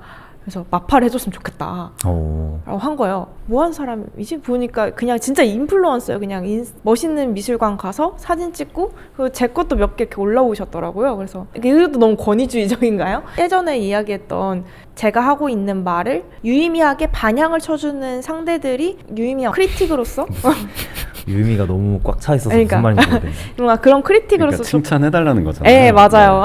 그러니까 칭찬받을 사람을 고르고 싶은 건가요? 나한테 칭찬해줄 사람을 고르고 싶은 아니, 건가요? 칭찬을 해주기를 바란다기보다는 보통 그런 인플루언서적인 어떤 되게 표피만 보는 사람들은 제가 다 생각해본 것들에 대한 이야기들을 많이 해주시는 것 같아요. 그러니까 너무나 제가 당연하게 세팅 값을 정해놓고서 했던 것에 대해서 되게 독특한 시선이지 않니? 라는 식으로 다가오시는 경우들이 많아서 왜 이렇게 꼬여 있어요? 좀 좋다고 해주면 좀 좋다고 좋은 건 하지. 좋은 거죠. 감사하죠. 예. 네, 아까 말씀하신 거 중에서 영화나 이런 거는 더 대중적이잖아요. 훨씬 맞아요. 대중적이라서 영화를 즐겨보는 소위 시네필들도 굉장히 많고 시네필로 칭할 수 없더라도 영화 좋아하시는 분들 많잖아요. 커뮤니티도 되게 활발하고. 그래서 권위 있는 사람이 이렇게 한 줄 평을 하더라도 아마 거기 동의하지 않는 사람들도 또 그만큼 있을 거예요. 어느 커뮤니티나 그렇겠지만 가면 이제 반박하는 댓글들 아니 그런 뜻 아닌 것 같은데 이런 토론이로 저는 그 굉장히 좋은 거라고 보거든요. 맞아. 근데 미술은 제가 아까부터 계속 쭉 얘기했듯이 그 어느 미술사적 순간부터 그 의미라는 게 더 중요해지게 되면서 그게 계속 관습이 되어 온 거죠. 그러다 보니까 미술 그 관습을 배우려면은 대학교에 가서 미술을 전공을 해야 되고 이러다 보니까 전문가들의 힘이 더 세지는 거죠. 계속 그렇게 포지티브 피드백이 되면서 이렇게 왔다 갔다 하면서 점점 전문가에게 권위가 그만큼 생기는. 그래서 아무리 막 팔로워가 많은 사람이 한 줄 평을 썼다고 해도 미술계에서는 그 사람의 그 글에 권위를 부여하지 않을 것 같아요. 오히려 팔로워가 100명인 대학 교수한테 더 맞아요. 많은 권위를 부여할 것 같고. 그리고 여기 솔직히 아는 사람이 너무 많아요. 뭐 어디 미술관에서 일하는 사람들, 저기 미술관 일하는 사람들끼리 사실 서로 다 알고 다 같은 학교 출신이고 다 동기, 선배, 후배 막 이런 경우가 훨씬 많고 그리고 심지어 서로에 대한 좀 잘못된 피드백을 비판적인 피드백을 하는 경우는 솔직히 나 그런 경우 더 많이 봤어요. 그게 진짜 자기가 그렇게 생각해서 그렇다기보다 나중에 뜯어보니까 둘이 사실 원래 사이가 안 좋았어.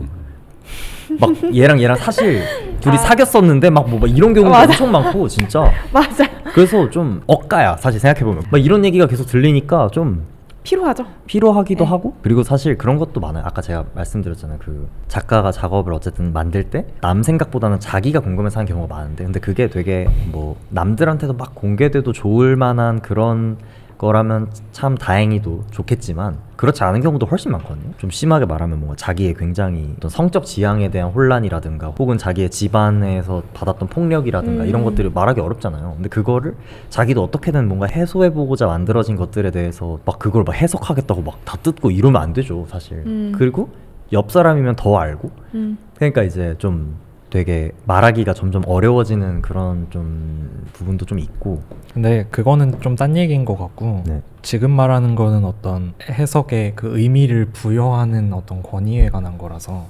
아 그죠. 근데 네. 저는 사실 그 저는 권위 애초에 그렇게 나쁘다고 생각하는 사람도 아니라서. 네, 여기는 그거 이제 자체가 권위 파괴주의. 그거 자체가 미술을 점점 더 망하게 하고 있는 그러니까. 거죠. 그럼 망하게 해보세요. 그러니까 저는 그 뭐랄까 어차피 전복하는 거고 맞아. 누군가는 세워줘야 누가 해체하고 저는 세우는 사람들이 더 멋있다고 생각해요. 그리고 저는 그 권위를 해체하겠다고 하지만 저희가 한 10년, 20년 되면은 권위를 갖게 되기 때문에 거기에 대한 자기 역설 분명히 발생한다고 생각하거든요. 아니 개인의 권위가 아니라 미술에서 어떤 해석의 권위. 그러니까 뭔가 해석의 권위도 사실은 그 개인의 권위들이 해체되면서 그렇게 되는 거 아니에요? 아 근데 좋아. 이게 그냥 어떤 해석 좋아. 개인들이 계속 해석을 부여해서 그게 유지가 되는 게 아니라 더 넓게 보셔야 돼요. 제도적인 거죠. 공공미술관에서 거기서는 이제 시민들의 접근성을 굉장히 중요시 여기잖아요. 남녀노소 다 맞아. 올 수 있어야 되고. 심지어 남서울은 거기서 춤추라고 막 그런 팻말까지 이렇게 그쵸. 달아놓잖아요. 재밌으라고. 그래서 막 서울시립미술관 이런 데서도 그 쉬운 글쓰기 이런 맞아. 거를 실천을 하거든요. 기존에는 공공미술관에서도 뭐 작품 설명 이런 거 보면은 살짝 어렵게 돼 있고 뭔가 좀 깊이 있게 읽어야 그나마 비로소 이해가 되는 이런 것들인데 이런 거를 이제 더 쉽게 해서 바꾼다는 거죠. 애들도 보면 이해할 수 있게. 근데 사실 이런 거 자체가 어떤 이데올로기 재생산이거든요. 미술에 어떤 의미가 존재하고 근데 이거를 쉬운 말로 써서 준다고 해서 그 의미가 사라지나요? 그치. 그냥 그 의미를 더 그들이 수긍하기 쉽게 떠먹여 주는 거지. 아예 어떤 진짜 미술의 대중성 불가능하겠지만은 많은 접근성을 원한다면은 오히려 그 고정되어 있는 해석이란 거를 아예 빼버리는 게 더 낫지 않을까. 그럼 라는 생각이 태균님은 들어요. 네. 어쨌든 미술의 대중성 많은 사람들이 이걸 즐기고 누리는 쪽에 방향성을 두고 계시는 거예요? 그럼 이상적이긴 하죠. 그게 근데 이상적이다. 네. 왜냐면 대중들은 권력 밑에 있고 싶을 수도 있거든요. 그게 뭐냐면 그쵸. 맞아. 내가 돈을 만 얼마, 이만 얼마, 네. 몇만 원을 내고 가서 쉬우면은 실망할 것 같을 수도 있어요. 그 지적 허영심도 그쵸. 사실은 저는 미술을 네. 소비하게 되는 가장 큰 원동력이라고도 그래서 생각을 해서 해석이라는 게 문제인 건지 네. 권력이 문제인 건지에 대한 구분도 있으면 좋을 것 같거든요. 해석이 가지는 권력이 문제다. 그래요? 네, 그러니까 미술관이 되게 유명한 작가들을 모아서 보여주는 이런 권력은 또 별개인 거고 그래서 사람들이 갔을 때 그냥 아무 텍스트 없이도 재밌게 볼 수 있는 되어야 미술에 더 접근하기 쉽지 않을까라는 생각인 거죠. 결국은 뭔가 시니컬하고 크리티컬한 태균님의 의도 자체는 순수한 네, 따뜻하고. 진짜 따뜻하고 그런 방향성이네요. 그러면요. 그죠. 근데 지금은 이제 그렇게 되지 않고 있으니까 망하고 분노가 있다. 분노 없어요. 뭐 망하든 말든. 저는 오히려 근데 그런 쪽이긴 해요. 망하는 게 낫죠. 그러면. 그럴 거면 네, 망하는 게 그러니까 낫다. 맞아요. 저 동의해요. 뭐랄까 권위가 없는 상태로는 불가능하고 어차피 권위는 자연 발생하는 거라서 그렇게 되면 어차피 망할 거고 제가 여기 아까 여기 뒤에 써 있잖아요. 얼마 안 남았으니까 나는 즐기고 싶다. 사실 그 작업이라는 게 예술가의 욕망에 의해서 탄생한 거긴 한데 그 욕망이 그냥 개인의 것만은 아니잖아요. 그래서 사실 다른 물건들이 흔히 쓰는 그냥 공산품들도 사실 욕망에서 탄생한 거고 다른 점은 어떤 집단적인 프로세스를 통해서 자본이 들어가고 생산 공정을 거쳐서 생산됐다는 게 다른 거지 사실 본질적으로 놓고 봤을 때는 어떤 물질로서 차이는 없잖아요. 맞아요. 근데 이제 거기 미술에다가 의미라는 거를 계속해서 어떤 권위가 부여를 하고 이럼으로써 그런 이상한 모호한 복합적인 해석체가 탄생을 하는데 그러면은 사실 어렵죠. 그러니까 어려움을 조금. 네, 그래서 저는 그냥 길거리에 지나다니는 광고판하고 미술관에 있는 미술이 똑같이 대해줬으면 좋겠어요. 근데 저도 전적으로 동의를 해요. 저도 애초에 그래서 만들고 있는 모든 작업들이 그 정도의 위계 없음 아니면은 그 광고판처럼 과장된 웹피드를 취하게끔 되는 것 같고 제가 제 작업을 다루고 생산했을 때의 태도들도 더욱더 그 권위와 하나의 어떤 귀결된 완결성 있는 해석이 붕괴되는 시점으로서 어떤 형식적인 실험들을 많이 하게 되는 것 같은데 저는 그런 의미라는 게 어떤 일종의 족쇄라고 생각을 해서 그러니까 의미에서 해방이 되어야 더 지속될 수 있지 않을까 생각을 하고 그러기 위해서는 작가들 뿐만이 아니라 그냥 미술을 뭐 향유하는 사람이나 제작자나 작가나 큐레이터 다 상관없이 의미와 해석에 의존하는 나태함을 버려야 되지 않을까. 내가 어떤 작품 하나 만들고 거기에 그럴듯한 말로 이제 텍스트를 붙여서 완성시켜 놓으면 그게 완성인 줄 아는 사람들이 있을 것 같거든. 큐레이터든 작가든. 이런 태도가 더 어렵지 않아요, 근데?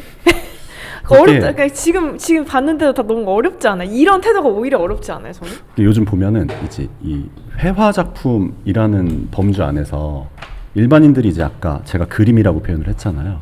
그림으로 된 무언가, 사진과 그림은 굳이 구분할 수는 있어요. 왜냐하면 이미지라는 걸로는 그림이나 사진이라 같게 볼 수는 있는데 사진과 그림은 분명 대중들도 구분을 하는데 회화 작품이라는 거에 대한 접근법이 다를 것 같아요. 그래서 요즘 뭐 몇 년 동안 옥승철 작가 같은 경우 어떻게 보면 이게 무슨 팬시 상품인지 아니면 굿즈인지 아니면 이게 일러스트레이션인지 아니면 미술 작품인지 되게 모호한 형태로 존재하는 것 같고 그리고 저도 옥승철 작가를 개인적으로 되게 좋아해요. 왜냐하면 그림 자체가 좋은데 좋아서 봤더니 이전 그림들은 회화적이더라고요. 굳이 구분을 하면. 근데 지금은 어느 순간부터 되게 단순화된 팝아트적인 무언가를 하는 것 같거든요.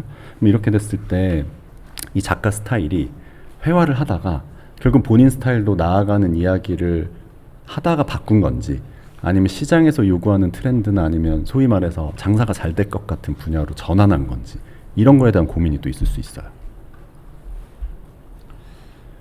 결국 네. 이 스타일이 바뀌는 거에 대해서 네.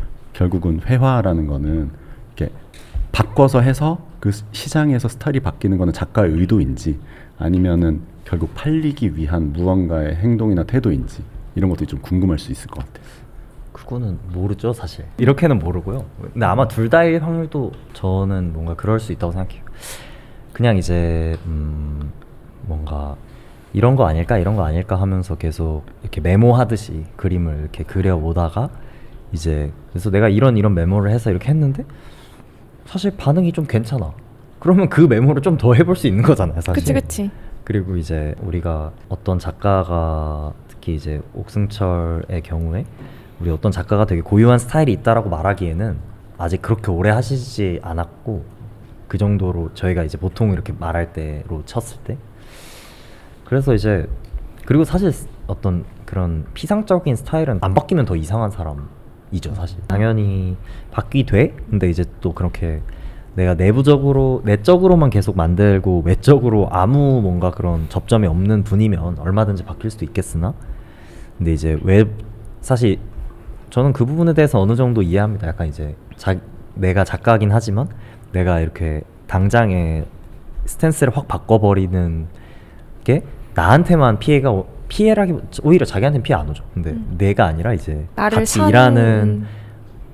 같이 일하는 이제 갤러리 분들에게도 피해가 갈 수 있고 뭔가 여러 가지로 이렇게 있다면은 그 면에 대해서 조금 그 어떤 전략적으로의, 그러니까 그거죠. 둘 다라고 말씀드린 게, 이렇게 가야겠다는 생각은 했어. 근데 일로 바로 가진 않고 조금 이렇게 여러 가지로 이렇게 좀 외압이 조금 작동을 한다. 그러니까 저는 우리 모두가 살 때 살아가면서 바깥의 것들을 같이 신경 쓰면서 살잖아요. 당연하죠. 근데 왜 외압이라고, 실제 외압도 많이 근데 바뀌어. 외압이잖아요, 외압. 근데 네. 이게 그 씬이 좀 다르기는 한데 그분은 좀 상업 쪽에 더 가까워 계시고, 그치. 네, 좀 순수미술 쪽에도 그림을 그리시는 분들이 있는데 뭐 굳이 그 근본적인 어떤 원리까지 가자면은 저는 똑같다고 생각을 하거든요. 아까 그쵸. 말씀하신 것처럼 그냥 외부의 피드백들. 근데 단순히 이 작가분은 그러니까 이 피드백이 어떤 시장인 거죠. 그러니까 더 많이 팔리면은 더 많이 해보고, 네, 많이 해보고. 생산하고. 근데 그게 막 단순히 그냥 더 많이 팔리기 때문에 내가 이걸 고수하는 게 아니라 이분의 작가님의 취향도 아마 그 대중들의 취향과 어느 정도 동기화가 된 상태일 그럼요. 거예요. 당연하죠. 그렇기 때문에 그들이 원하는 게 내가 원하는 거기도 하고 같이 이렇게 점점 동기화가 되면서 점점 잘 팔리고 자기도 마음에 드는 거를 하게 되는 거고, 이제 순수미술 쪽은 또 반대로 이제 그 시장이 아니라 뭐 주변의 동료들이나 비평가들이나 뭐 전시의 피드백으로 인해서 그렇게 되는 거죠. 그래서 이 사람들의 미감은 또 이제 이쪽 사람들의 미감과 동기화되면서 같이 가는 거고, 그래서 그 스타일이라는 게 그렇게 되는 것 같아요. 그렇기 때문에 뭐 한국이라는 이 좁은 미술 작가들이 젊은 작가들의 작업 톤이 뭔가 비슷비슷하고 이런 것도 맞아. 그런 이유인 것 같고. 그리고 한국이 특히 좀 저도 이제 들은 얘기고, 저는 외국의 상황 같은 거는 사실 겪어본 적은 없으니까 모르지만 그런 얘기들을 많이 들었어요. 한국이 특히 좀 마치 상업 작가와 비상업 작가가 되게 나눠져 있는 듯한 그런 형태를 옛날부터 많이 취했는데 지금 이제 조금씩 뭔가 경계를 많이 변화하고 있다는 얘기는 들었어요. 근데 이제 아무튼 원래는 엄청 심했대요. 약간 뭔가 너 맞아요. 갤러리야 아니면 너 뭐 뭐야 너 관미술 뭐 관작가. 비엔날레 미술관 쪽이야 뭐야 이렇게 맞아. 약간 그런 것처럼. 근데 그게 되게 사실은 뭔가 자연스럽게 그렇게 될 수는 있죠. 근데 이제 뭔가 이미 그렇게 돼버린 지 좀 되다 보니 약간 좀 원래 모든 분야가 그렇잖아요. 이제 처음에야 길이 없으니까 이제 막 만들면 길인데 길이 한번 생기면 이제 약간 계속 글로 가야 되나 그쪽으로, 하는 생각이 들어버리곤 하니까. 그러면 이제 뭐 어디 갤러리야 뭐 이런 얘기 할 수 있다 치는데, 진짜 순수 미술을 하는데 너 인스타야? 이럴 수도 있잖아요.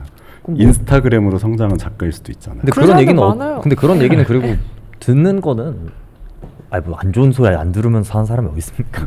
그건 당연히 다 듣는 거지. 그쵸, 그러면 그쵸. 그런 스타일의 작가가 요즘 많이 나온다면 네. 그분은 상업 미술이에요, 비상업 미술이에요? 순수 미술을 하는데 보통 근데 인스타그래머스러운 작가님들은 상업 미술인 경우가 진짜 많아요. 근데 이제 아까 말씀하셨다시피 경계가 사실 좀 뭐 불분명해져가지고 작가들이 어느 쪽에도 소속감을 느끼려고 하지 않아가지고 그냥 다들 얘가 역마스터서 인스타그램의 영향이에요. 그러니까 본인의 어떤 그런 브랜딩에 더 집중을 하는 거지. 그 브랜딩하기 진짜 쉽잖아요. 네. 요즘. 그냥 내가 인스타에다가 그런 무드의 사진만 올리면 내가 그런 맞아. 사람인 것처럼 보이잖아. 그래서 브랜딩이 그렇게 잘 되면은 이 사람은 어떤 미술 쪽에서도 인정받는 분위기가 되고 맞아 맞아. 팔리기도 잘 팔리는 거예요. 그러면 일단은 다시 상업으로 돌아와서 구분할 수는 없다고는 하지만 네. 상업이라고 하면 결국 팔기 위한 거. 네. 그럼 팝아트 같은 경우는 팝아트라고 표현하는 게 맞나요? 사실 살짝 다르기는 해요. 네. 이게 팝아트가 아직 미술사 용어라 그렇죠. 좀 어떤 그 미국 과정 팝아트 얘기하는 네. 건지 영국부터 갈 건지 그러니까 앤디월 이런 걸로 이제 돌아가도 약간 그런 생산 공정이나 과정 자체에서 기존의 예술과 달라서 이제 팝이라는 걸 붙였던 건데 지금의 그 용어를 쓰기에는 살짝 부정확한 거는 맞기는 해요. 근데 그냥 보통 이제 팝아트라고 퉁쳐서 네, 부르기는 그렇죠. 하죠. 그래서 팝아트라고 하면 이제 연상되는 게 일반적인 고전적인 회화 방식이 아니고 무언가 만화스럽고 네. 뭐 아니면은 귀엽거나 네. 캐릭터 같은 거 있을 수도 있고 그리고 뭐 일본 만화 영향을 받은 게 있을 네. 수 있고 막 이런 것들이 되게 많잖아요. 그러면 이것도 회화라고 할 수 있을까요? 그쵸 그럼요. 회화죠. 네. 네. 근데 회화. 그리고 그리고 일단 보통 되게 대부분이 정확히 말씀해 주신 부분이지만 많은 분들이 이제 팝아트를 되게 그 이미지로 판단 구분을 짓는 경우가 많은데 팝아트는 사실 말씀하셨던 것처럼 생산 공정이 차이가 나는 거에 훨씬 가깝고 그리고 사실 이제 만화 같은 거를 만화의 이미지를 그리게 되거나 혹은 그 방식을 이용해서 이렇게 작업을 하게 되는 경우는 그냥 단순하게 사실 뭐랄까 저희가 되게 그냥 그림 하면 떠오르는 그런 거 있잖아요. 풍경화, 인물화, 또 뭐 있지? 추상. 정물. 정물. 정물화. 아. 약간 그런 거가 사실은 그때는 이제 그게 눈에 보이고니까 그걸 그린 거고 만화를 많이 보게 된 세상에서는 만화를 만화 그리는 거고 건데. 그리고 지금처럼 이제 인스타그램을 많이 보고 인터넷을 많이 보고 밈을 많이 보고 그러면 내가 맨날 보는 게 이런 거니까 밈이니까. 그런 걸 그리게 되는 거고 맞아. 그러니까 요즘 젊은 사람들 중에서 만화 그리는 사람들 많아지고 밈 그리는 사람들이 특히 저희 나이 또래에 진짜 많은 것 같아요. 밈 그리는 사람들이. 그렇죠. 사실 왜냐면 애니메이션 그리는 건 우리 나이 때는 아니고 그거는 이제 약간 80년대생 분들이 맞아요. 먼저 이제 다 하신 거고 그리고 이제 저희는 만화보다는 이제 좀 더 밈. 그쵸 뭔가 밈 혹은 뭔가 약간 이 줄기가 제거된 피상적인 어떠한 떠도는 이미지들에 대한 짜집기들이 가장 많아지는 것 같고 근데 저는 이게 뭔가 좀 그런 작업들에 대해서의 어떤 자연 발생되고 그 어떤 시대에 대한 어떠한 그 깃발을 꽂은 어떤 지표를 찍는 것으로서의 작업적 의미가 있다고 생각을 하는데 그게 조금 더 작가의 어떠한 생애 주기나 어떠한 시대적인 어떠한 연속성이 같이 가져가면 더욱더 좋을 것 같다라는 생각이 드는 것 같은데 그게 뭔가 앞서 말씀 주셨던 인스타그램업을 한 어떠한 태도라든지 이런 것들이 조금 이렇게 될 듯하면은 더욱더 그렇게 갔으면 좋겠는데 그게 다시 어떤 미술의 제도권으로 이렇게 사로잡히면서 다시 뭔가 이렇게 팔다리 절단된 채로 다시 갇혀버리고 이런 태도들이 조금 주변에서 좀 왕왕 목도되는 것 같아서 뭔가 그게 급진성을 띠는 어떤 새로운 시대가 도래했는데 그게 과연 그만큼의 급진성을 취하고 있는가? 뭔가 그거랑 비교해서 무라카미 다카시 뭐 이런 이야기도 했으면 이제 무라카미 다카시가 사실은 더욱더 급진적이지 않나? 데미안 허스트처럼 뭔가 그 태도들이 사실 우리 시대에서 다시금 새로이 정의될 필요가 있는데 그게 그런 어떤 움직임들은 사실은 조금 보기는 어려운 것 같다. 근데 이게 뭔가 사회적 구조의 문제인가 싶기도 하고. 왜요? 무슨 말인지 잘 모르겠어요. 그러니까 많지 않나요? 그러니까 지금 우리가 팝아트 얘기하는 이유가 팝아트가 앤디워를 기준으로 본다면 생산성이라면 왜냐면 팩토리라는 개념을 네. 넣어서 생산성이라면 지금의 팝아트는 스타일 그 자체인 것 같거든요. 네. 대중들이 그렇죠. 그렇죠. 왜냐면은 우리가 이제 대중들도 아는 리히텐슈타인 이런 작품들은 만화 같잖아요. 미국 만화. 근데 결국은 그 스타일을 차용한 거는 그 시대의 산물일 수도 있는데 생산성하고 연결되는 것 같거든요. 근데 지금의 팝아트는 생산성이 좀 떨어지는 경향도 있는 것 같아요. 그렇죠. 오히려 네. 오히려 한정인 무언가가 있고 네. 굳이 구상은 디지털로 하는데 굳이 열심히 그리고. 근데 열심히 그리고 한다든지. 그래서 팝아트의 원래 속성이 스타일로 많이 바뀌는 것 같긴 해요. 그래서 무라카미 다카시를 네. 말씀 주셨는데 무라카미 다카시는 박사 이꼴 오타쿠라고 접근을 하시는 분인 거예요. 그래서 본인 자체도 본인이 나온 그 출신 대학에서 1호 박사이고, 그러니까 박사 과정이 그 전에는 없었대요. 그 과정으로. 그래서 본인은 오타쿠적인 무언가를 의도적으로 차용한 것 같거든요. 그래서 지금의 팝아트라고 또 부를 수도 있는 거예요. 무라카미 다카시의 작품들은. 근데 왜냐면은 너무도 상업적이잖아요. 모든 브랜드와 협업하고 전시도 뭐 패션 편집샵에서 한다든지 이런 전시들을 하고 미디어와 결합해서 모션 그래픽 아트 나오기도 네. 하고 이런 걸로 봤을 때 오히려 지금은 팝아트가 더 쉽고 많은 세상인 것 같은데 네. 이것도 회화의 범주라고 넣는다면 이것도 되게 작품으로서 활동을 잘 하고 있는 건가요? 뭐 잘 하고 있는 거는 너무 가치 판단이라 모르겠는데 저는 그것도 충분히 의미가 충분히 뭔가 효과가 있는 활동인 것 같긴 해요. 어떤 의미로든. 뭔가 저는 이 부분에서 뭔가 이전에 미국에서의 팝아트의 태도와 그게 동아시아권으로 넘어오면서의 이 아시아적인 팝아트의 태도가 좀 반대의 방향으로 벌어지고 있다라는 생각이 들거든요. 뭔가 미국의 팝아트 같은 경우는 생산 공정을 적극적으로 미술로 차용을 해서 미술의 권위 없음을 조금 고발하는 태도가 줄을 이뤘다면 사실은 오히려 아시아의 미술권은 그 미술이 권위 없을 수 있음에도 불구하고 그 어떠한 외주 위탁받은 어떤 태도를 취해서 그게 권위 있는 것으로 만드는 그런 공정인 것 같거든요. 그러니까 사실은 미술이 그냥 미술일 수 있을지언정 이게 미술이 원래 가지는 어떠한 그런 고급짐이 있잖아요. 그 고급짐을 취해서 그거에 대한 어떤 이미지, 팝아트적인 쉬운 이미지들을 고급진 상태로 그렇게 끌어올려서 그래서 이제 루이비통이랑 브랜드 협업을 할 수 있게 된다든지 그게 되게 그거가 적극적으로 쓰이게 된 어떠한 가장 큰 예시가 무라카미 다카시인 것 같아요. 근데 이러한 것들이 저희가 너무 자연스럽게 취득되다 보니까 특히나 그러니까 젊은 이제 회화 작가라든지 이런 작가들이 오히려 이런 어떠한 팝아트스러움, 그러니까 저는 이제 이걸 K-팝아트라고 생각을 하거든요.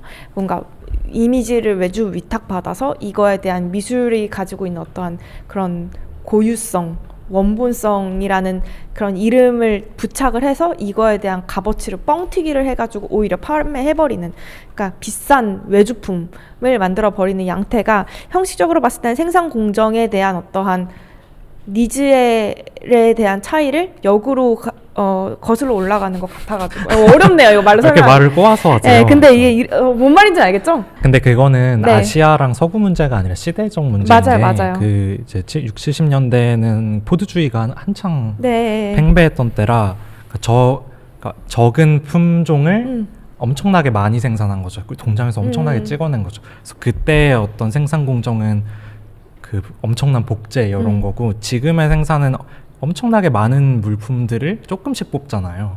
그래서 어떤 그러니까 한정판 어떤 희귀함이 맞아요. 오히려 어떤 상품성의 일부가 돼버리고 그러니까 예를 들어서 저 얼마 전에 홍콩 다녀왔는데 홍콩의 그 팝마트 브랜드 있잖아요. 요즘 라부부라 이런 거 유행하는 거 네. 그런 거 다 랜덤 키링이고 맞아요. 그리고 다 그 한정판이 하나씩 껴있거든요. 그래서 이게 한정판이 들어있을 수도 있어요. 안 들어있을 수 있는데 사람들이 그걸 모으는 그게 하나의 상품인 거죠. 어떤 그런 행위 자체가. 그래서 요즘에 어떤 그 팝아트라고 하는 것도 그런 굳이 찍어낼 수 있는데 에디션을 붙여가지고 막 30개 한정 제작해서 맞아요. 파는 거 이런 거 자체를 본다면 또 어떻게 보면 팝아트라고 볼 수도 있겠네요. 맞아요. 네. 그래서 저는 그런 부분에서의 지금의 팝아트성이 이전의 팝아트와는 전혀 다른 방식으로 흘러가고 있다. 근데 그게 외연으로 봤을 때는 그런 어떠한 키치함, 뭔가 귀여운 캐릭터스러움이 또 있으니까 그래야지 또 이렇게 접근이 쉽잖아요. 그쵸. 일반인들이. 지금의 팝아트는 캐릭터가 많고 네. 이제 뭐 카오스 카우스라고 이제 네. 미국 네네네. 발음으로 뭐 코즈라고 발음할 수도 있는데 네. 카우스라고 알려진 작가도 캐릭터 기반이고 맞아요. 회화도 잘하고 그림도 잘 그리고 네. 조형도 잘하고 본인이 디렉팅 잘해서 결국 그게 다 그분이 의도한 건 아닌데 한정판의 영역으로 들어갈 때 네, 패션 그쵸. 브랜드로 들어가거나 맞아요. 피규어로 나올 때거든요. 그럼 이런 것도 어떻게 보면은 되게 복합적인 것 같아요. 지금 시대에서 나올 수 있는. 네. 그러면 이런 복합적 팝아트라고 하면 결국 네, 상품이란 네, 맞아요. 건데 네. 그럼 이 상품이라는 건 결국은 우리가 아까도 얘기했던 가치에 대해서 얘기할 수 있어요. 결국 가격이 정해주는 것 같거든요. 네. 10,000원짜리면 괜히 좀 떨어지는 팝아트 같고 네. 한 20만 원인데 30만 원인데도 줄 서서 사야 된다. 그럼 되게 가치가 있어 보이는 네. 거죠. 그래서 보면은 이게 보면 다들 지금의 팝아트는 캐릭터를 막 만들려고 하는 것 같은데 이게 회화적 발상일까요? 아니면은 어떤 개념적일까요? 아니면 조형적인 무언가가 들어가는 걸까요?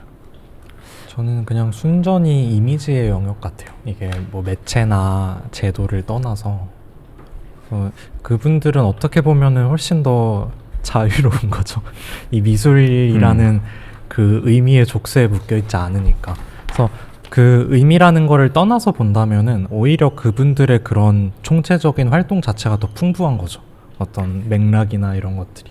그러니까 미술 작가들이 그냥 뭐 조각이나 회화에다가 이런 사유를 해가지고 넣고 이건 이런 의미다 하는 거를 해석하는 것보다 그분들의 그 과정들이 그치. 더 풍부할 수 있는 딸깍. 거죠. 그러니까 오히려 근데- 그 자본주의를 그럼 더 죽어지, 많이 그럼 반영할 죽어. 수 있는 거고. 근데 저는 창작자잖아요. 그러니까 저는 이게 자유롭다라는 생각은 전혀, 그러니까 생각하지 않는, 오히려 저는 족쇄처럼 느껴질 것 같아요. 아닌가요? 아니요. 많이 팔고 얼마나 좋아요. 이게 저는 그리고 아니라고 생각해요. 이거 진짜 아니에요. 근데 저는 좀 그렇게 생각하긴 해요. 그러니까 이게 그 뭐랄까 되게 일단은 그 여기서 계속 어떤 그것이 회화성이 있는가 같은 것이 어쨌든 질문에 있으니까 그거를 먼저 얘기를 하면 사실 그게 되게 어떤 순간이 아니거든요. 어떤 그런 이 긴 어떤 흐름 속에서 이제 봐야 되는 거고 딱 물론 회화는 딱 그리는 순간 거기서 끝나긴 하지만 그게 이제 그 저는 그림 한 점이 뭔가를 얘기할 수 있는 건 없다고 없죠. 생각해요. 그러니까 이제 결국에 계속해서 무엇이 그려지고 어떤 방식으로 그려지는가를 보는 것 그것이 이제 그것에 맞다고 보는데 그래서 이제 이 말씀해주신 그리고 이 그 나라 여기 뭐 이제 요시토모 나라 얘기도 있고 막 이렇게 있는데 대부분 사실 이 사람들이 한 회화를 실제로 본 사람이 많진 않을 거라고 생각을 하거든요. 근데 제가 실제로 봤을 때랑 그리고 이 세 사람 다 너무너무 다른 방식으로 작업을 하는데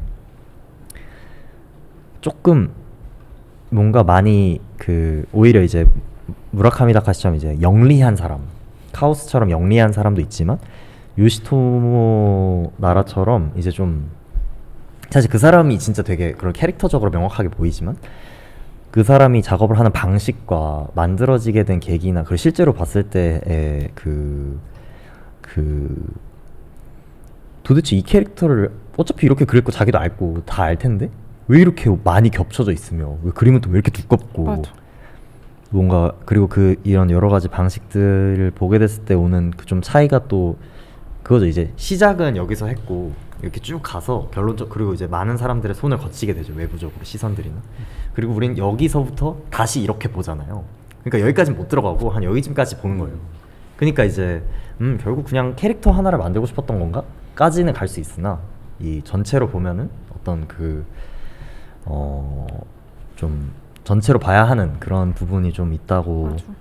생각을 하고요. 그리고 이제 이런 다양하게 변주되는 방식이 저는 훨씬 재밌다고 생각해요. 사실 재밌다고 생각하고 좀 그리고 이제 캐릭터의 방식으로 결국에 캐릭터 만들면 잘 된다가 아니라 캐릭터여야 이제 그런 그 이게 말 하나 잡아놔야지 그걸 움직이기 편하다. 그러니까 어떤 용이성에 의해서 그냥 제작이 되는 경우가 더 많은 것 같고 그거는 그냥 좀 그렇잖아. 이제 예를 들면 미술로 치면 앤리를 생각해봐도 그 앤리도 걔가 캐릭터였기 때문에 그런 다양한 기획으로 발전이 되는 게 가능했던 맞아. 건 맞아. 왜냐면 우린 인간이라서 인간같이 생긴 애를 봐야 우리가 눈, 코, 입이 달려 있어야 거기에 이입을 할 수 있단 말이야. 캐릭터를 의도했던지 아니면 나중에 의도하지 않았고 작품으로 얘기해도 되고 작품으로 시작했는데 캐릭터로 나아가도 된다는 말인가요? 그러니까 그런 게 뭐 이래도 된다 저래도 된다도 있고 아닐 수도 있긴 한데 제 말은 이제 그러니까 제 말은 그거예요. 그러니까 이게 국민을 계속 지켜. 아니 그러니까 결론적 이 흐름인 상태가 중요하다는 거지. 아 그게. 그걸 이렇게 그래서 배부름이 중요하다. 그러니까 이게 저는 이게 이런 태도가 조금 어렵게 만든다고 생각해요. 그러니까 결국 그래서 이렇다는 거 아니야? 라는 이 퉁치기가 좀 경계해야 되는 방식이라고 생각한다는 거죠. 조삼모산 중요하니까. 그치 그러면 그럴 수 있지. 이제 우리가 해외 유명 작가를 얘기하는데 그럼 기안84는 팝아트 작가일까요? 아니면 그림 그리는 사람일까요? 아니면 상업 미술을 할까요? 아니면 웹툰 작가의 또 다른 전시일까요? 근데 뭔가 웹툰 작가의 굿즈처럼 느껴지긴 해요. 아닌가요? 근데 그 사람이 웹툰 작가라는 걸 빼고 그 작업만 봐도 뭐 그치, 사람들이 그냥- 충분히 좋아할 맞아. 만한 작업이죠. 그 어떤 작가들에게 그러니까 브랜딩이 된다는 게 아까 지금까지 말한 작가들 다 작가 개인이 어떤 하나의 브랜드잖아요. 네. 그래서 그런 것 자체가 어떤 오늘날 문화의 하나의 현상이 아닐까. 그러니까 그렇지. 그 셀럽으로서의 어떤 그런 것들이 예전에는 그 정도까지는 아니었던 것 같아요. 근데 문화가 점점 개인화되고 어떤 SNS와 그 알고리즘이 만들어내는 새로운 주체성이 엄청나게 중요해지면서 그러니까 인스타그램만 봐도 사실 뭐 만드는 과정과 이런 게 개인 계정과 브랜드 계정이 똑같잖아요. 두 개를 비슷하게 운용을 할 수도 있고 그렇기 때문에 어떤 개인이 갖고 있는 그런 주체성이라는 게 굉장히 그 SNS적 브랜드가 돼버렸다. 그렇기 때문에 이런 어떤 유명한 브랜드로서의 작가들이 나오기 시작했고 저는 그 기안84도 사실 여기에 일부라고 생각을 해요. 어떤 기안84가 가지고 있는 브랜드성이 엄청나잖아요.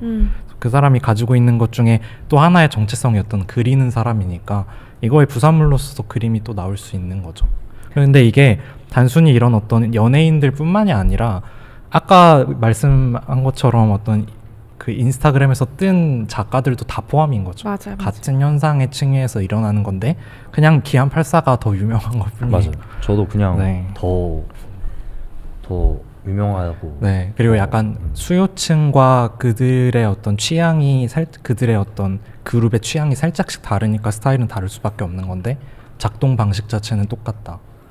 그리고 그리고 다들 사실 뭔가 저는 조금 그리고 좀 꼭 약간 굉장히 의문인 것 중에 하나가 어차피 물론 그런 마음은 이해해요. 약간 이제 좀 자기가 이런 게 옳다고 생각하는데 이 옳은 것들로 세상이 가득 차 있으면 좋겠는 마음은 이해하나 그럴 순 없고 사실 이제 뭐랄까 근데 뭔가 저는 어차피 그 보는 사람들이 달라요. 그러니까 뭔가 약간 그 기안84 그림을 보는 사람들과 진짜 미술을 보는 급을 진짜 나누시는 미술이라고 생각하지 않아요.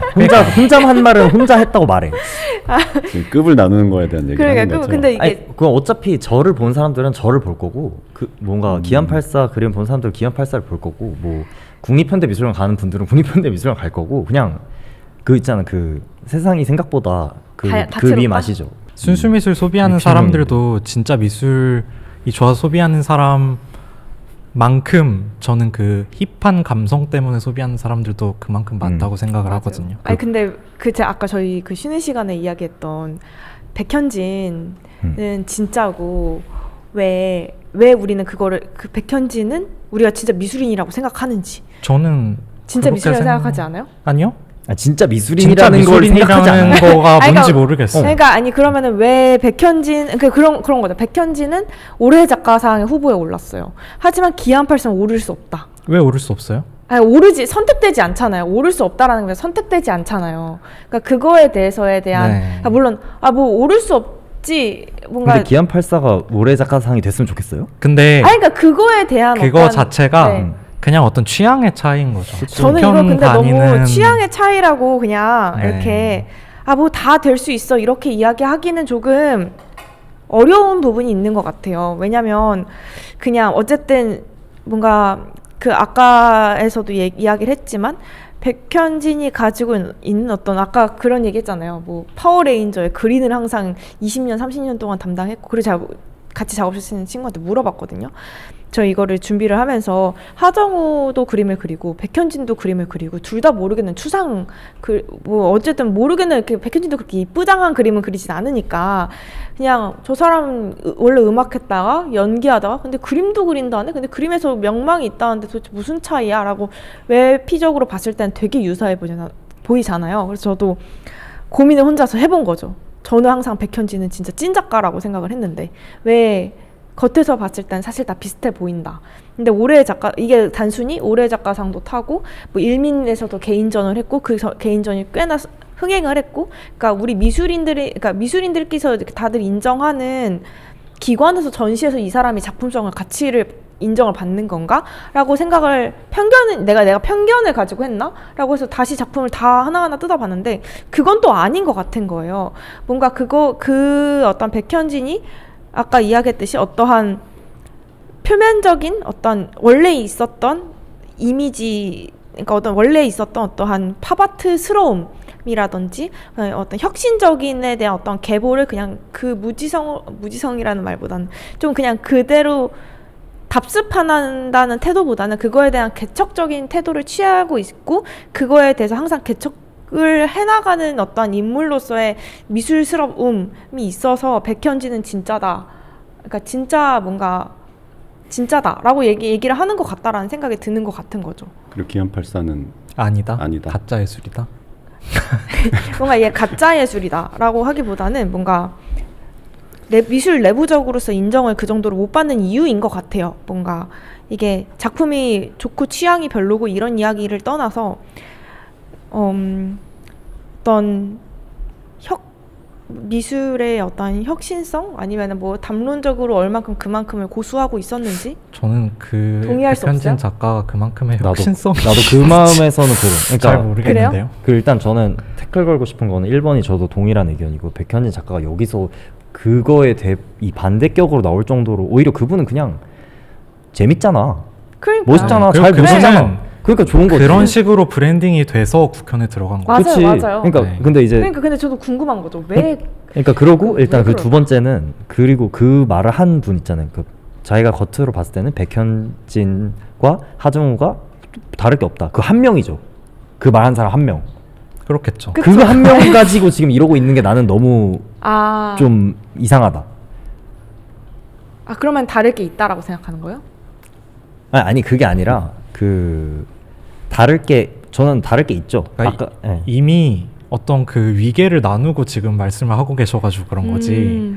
그러니까 전 당연히 다를 게 있어요. 네. 왜 제가 개인적으로 다를 게 있다고 생각하냐면은 제가 생각한 이제 저는 아쉽게도 이제 기안84의 작업은 실제로 전시를 보지는 못해서 그냥 이미지로만 봤었는데 그분이 했던 작업은 이제 근데 그분이 했던 작업의 힘이라고 하는 건 그 사람이 이제 쭉 그려왔던 만화에 거기에 나오는 캐릭터들 그리고 그 캐릭터들이 직접적으로 등장함으로써 그 캐릭터들이 갖고 있는 어떤 저도 그 만화를 봤기 때문에 그 캐릭터성을 그걸 그림으로써도 바로 쓸 수 있고 그 캐릭터들이 대체로 사용된 방식이 그래요. 그 캐릭터들이 뭐 예를 들면 그 강아지 이거 그 중성화 맞아. 카라를 쓰고 있다거나 아니면 막 물에 이렇게 이토준지 만화처럼 이렇게 맞아. 막 쓸려 내려가거든. 이런 표현들인데 근데 그 표현은 되게 단순하잖아요. 되게 심플하고 이렇게 이 캐릭터가 이런 행동을 한다라는 걸로 작동하게 만드는 굉장히 사실 직관적인 그런 표현이었는데 저는 그리고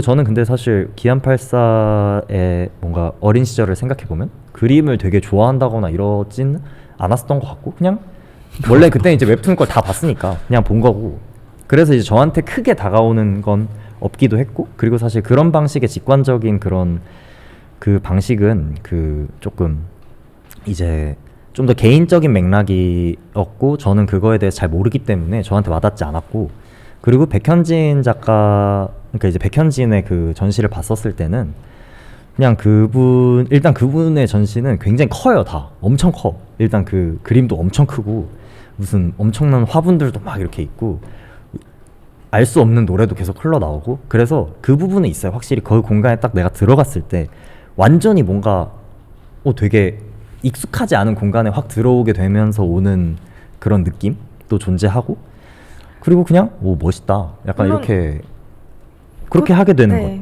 그것도 저 생각을 했죠. 그러면 이제 제가 이제 하면서 공간의 장악력을 가지는 것이 이제 작가적인 어떠한 태도의 진위 여부인가? 이것도 저는 고민을 했단 말이에요. 왜냐면은 저도 이제 표면적으로 봤을 때는 되게 어려운 거예요. 뭔가 하정우의 그림과 뭔가 나월의 그림과 이 어떤 백현진의 그림과를 봤을 때는 사실은 행보가 되게 유사하잖아요. 어떠한 힙스터스러움도 있고 인플루언서적인 것에 대한 아니요, 전혀 유사하지 않아요. 뭐가 유사하지 않아요? 전혀 유사하지 않지 않아요? 그러니까 백현진의 행보와 나월의 행보와 누구 맞음? 네, 하정우 행보 어떻게 기암- 유사해요? 그러니까 뭔가 다른 걸 하다가 그림을 네. 그린 거에서 근데 근데 그러니까요. 단순히 그거 하나로 퉁치기엔 너무 다르죠, 사실. 그래서 그게 정확하게 어떻게 설명할 수 있을까를 저도 고민을 하다 보니까 그럼 공간의 장악력이 있어서 그런 건가? 아니면 이 사람의 시작점이 미술이어서 그런 건가? 근데 사실 그렇다고 그것도 하기는 크죠. 네. 근데 시작점이 시작점이 미술이. 미술이긴 하지만 그 사람 중퇴했잖아요. 안 돼. 저 밴드 했죠. 네, 밴드 했죠. 그리고 밴드가 오히려 조금 더 그 사람의 그 코어고 그런 것들을 봤을 때 나는 그러니까 다르다고 했는데 무엇이 정확하게 다른지를 제가 언어적으로 설명할 수가 없어서 뭐 일단 사실 전 직접적으로는 아는 사람도 다를 거고요. 네, 맞아요. 네, 아는 사람이 다를 거고 그러니까 이 미술계라는 거를 너무 편협하게 생각하지 않으면 되는데 그냥 그러니까 그거죠. 네. 관에 너무 큰 권위를 부여하고 그러니까 그러면은 본인 스스로도 그런 미술이 가지고 있는 엄청난 권위에 굴복을 할 수밖에 없는 거죠. 근데 제가 관도 떼고 봤을 때에 그냥 작품만 봤을 때를 이야기하는 것 같아요. 그냥 저는 그냥 관 떼고도 생각했어요. 그냥 진짜 작품만 놓고 왔을 때 사실은 백현진 작품이 더 좋잖아요. 저는 둘 다 별로 안 좋아해가지고. 너도 그런 편인 거 같아. 네. 사실 그래서 지금 얘기하기가 그럼 조금 이제- 어려운 이거는 네. 그냥 개인 취향인 개인 거죠. 취향이군요. 그러면. 네, 알겠습니다. 네. 넘어갈까요? 그래서 오늘의 마지막 질문 드리면 네. 네. 우리 회화 작품, 회화 작가에 대해 얘기하고 있는데 일종의 자격이나 기본적으로 갖춰야 될 또는 구분지을 수 있는 기준 같은 게 있을까요? 저는 없어야 된다고 생각을 합니다. 회화 회화는 어떤 기준이어야 하는가? 네. 그린다는 행위 자체만 있다면은 되는 것 같아요. 저는 제가 생각하는 제가 만들 때의 회화는 사실 저는 회화는 정말 작은 뭐랄까 기계로 치면 그러니까 누군가는 저런 아이패드 같은 거라고 정도라고 생각할 수도 있는데 저한테 회화는 그 손전등 정도 된다고 생각하거든요. 그냥 이렇게 버튼 누르면 불이 난다. 약간 요 정도. 근데 그래서 좀 근데 이제 그것만 할 수 있는 일도 있다고 생각을 하고 저한테 회화는 좀 한 줄로 그냥 말하면은 그 되게 무언가를 연상하게 만드는데 그건 아닌 거처럼 보이는 무언가를 보통 그렇게 느끼는 것 같아요. 그렇죠. 이게 뭔가 작업을 감상하거나 비평하거나 할 때 항상 그 작업을 어떤 엄청나게 큰 세계의 굉장히 자그마한 일부로 봐야 되는 것 같아요. 그럼요. 왜냐면 실제로 그게 맞거든요. 그러니까 어떤 작업이든. 근데 막 저는 뭔가 사실 경계가 많이 흐려지고 있는 요즘이잖아요. 뭔가 그림이 뭐 상품이 되기도 하고 뭐 조각적인 회화가 등장하기도 하고 회화적인 조각이 등장하기도 하고 또 동시에 어떠한 만화가 작품이 되기도 그림으로서의 상태가 되기도 하고 형식이 뭔가 그런 와중에서 이거에 대한 무엇이 회화성을 가지고 있느냐라고 하면은 그거에 대한 기원적 태도가 회화성을 구분짓는다라고 생각을 하거든요.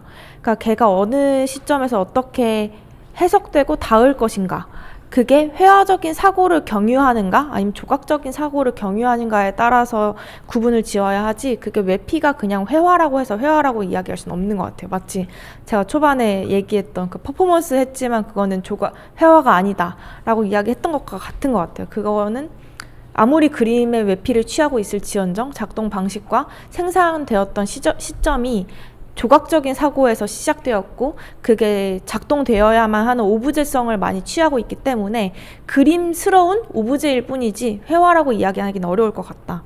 그런 측면에서 뭔가 저는 영상도 회화가 될 수 있다고 생각을 하고요.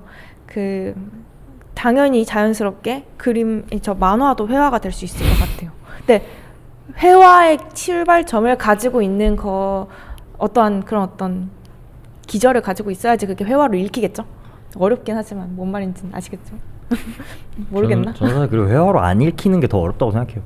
대체로 요즘에. 그러니까 아니 다 회화지 뭐. 그건 아니고. 왜냐하면 제가 아까 말씀드렸던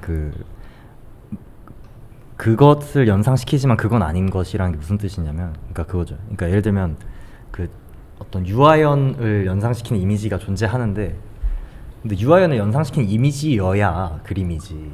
유아연이면 그건 그냥 사진이죠. 사람이잖아요. 네, 맞아, 그러니까 맞아. 이제 되게 미묘한데, 근데 웃긴 게 그게 어쨌든 정지되어 있고 혹은 정지되지 않더라도 사실 정지되고 있는 거거든요. 그 영상이니까. 그래서 좀 근데 그러면 그게 왜 필요하냐라고 하면은 이제 그 조금 더 약간 과장. 안티테제 같은 얘기처럼 들리지만 그런 그 우리가 보고 있는 거에 대한 생각일 수도 있고, 뭐 그거는 각자 알아서 보기 나름인데. 근데 뭔가 약간 그런 과장과 비약이 사실 저는 회화로밖에 불가능하다고 생각을 한 것도, 뭔가 조각가가 만드는 회화들은 보통은 이제 표피를 걷어내는 것밖에 안 된다고 생각을 해요.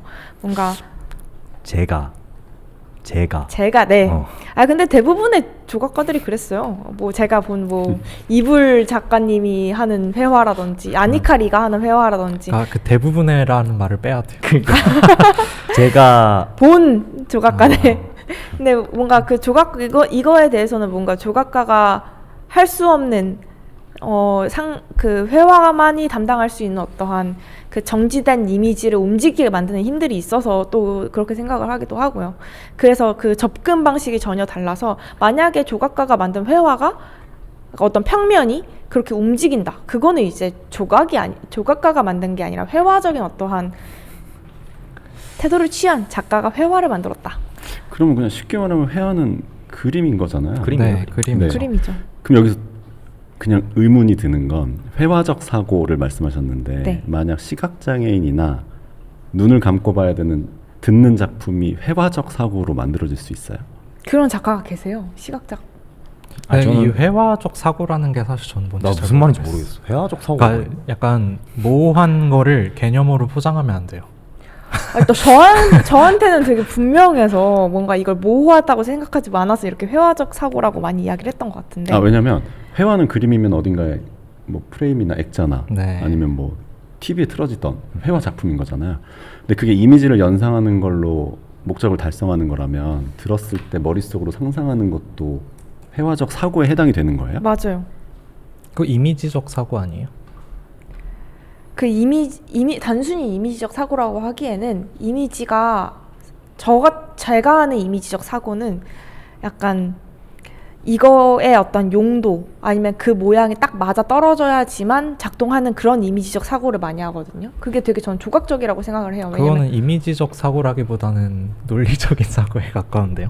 논리적인 사고지만 단어와 단어 사이에 이것이 필요하기 때문에 그 이미지적 사고를 하는 경우들도 그러니까 있으니까요. 모모적 사고라고 하는 것보다 그냥 풀어서 설명하는 게 훨씬 듣는 사람이 명료할 것 같아요. 그쵸. 너무 다양한 해석이 존재할 것 같아. 네. 조각적 사고, 회화적 사고란 말은. 그러면 듣는 그림이 존재할 수 있다? 저는 그러니까 그 회화라는 것 자체가 시각 중심주의적인 것이기 때문에 불가능하죠. 저도. 네. 그리고 회화는 음악보다 굉장히 작다고 생각하기도 하고, 이런 듣는 것보다. 그래서 저 회화. 그렇습니다. 결국은 회화는 보는 사람이 어딘가에 걸려 있는 거 가서 봐서 네. 거기서 뭔가 해석하지 않고 의미 부여하지 않고 자기 느낌으로 보는 게 중요하다라고 볼 수 있을까요? 뭐 느낌에서 사고로 계속 이어질 수 있는 거죠. 네. 근데 막 이렇게 언어적으로 생각하면 안 된다, 느낌으로만 봐야 된다, 이거는 절대 아니고, 근데 그 누군가가 이미 부여해놓은 고정된 의미에 갇히면 재미가 없다, 이런 거죠.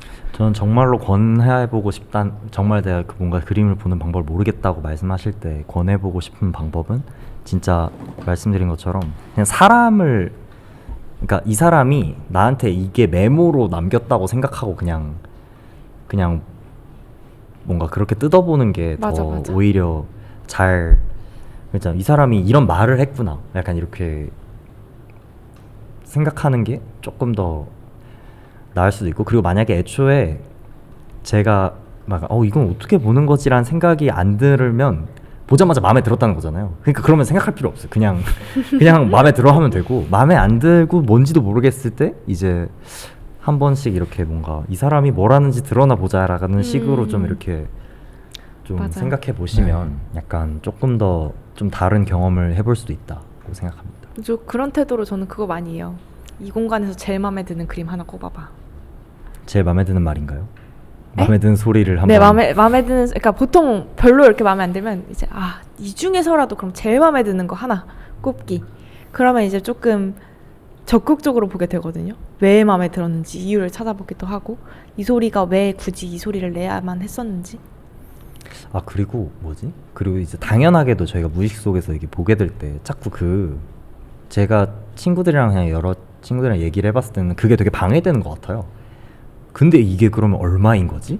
같은 생각이 머릿속에 자꾸 침투하나 봐. 이렇게 맞아, 보다 맞아. 보면 그냥 그거는 잠깐 내려놔도, 왜냐면 일본은 어차피 안 살 거잖아.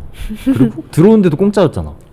그러면 굳이 그 생각을, 물론 궁금하겠죠 약간. 네. 근데 그거는 그냥 주식 같은 거라고 생각하고 그냥 넘겨버리고 약간 그냥 말이다 생각하고 보면 조금 다른 지점을 발견할 수도 있어요. 맞아요.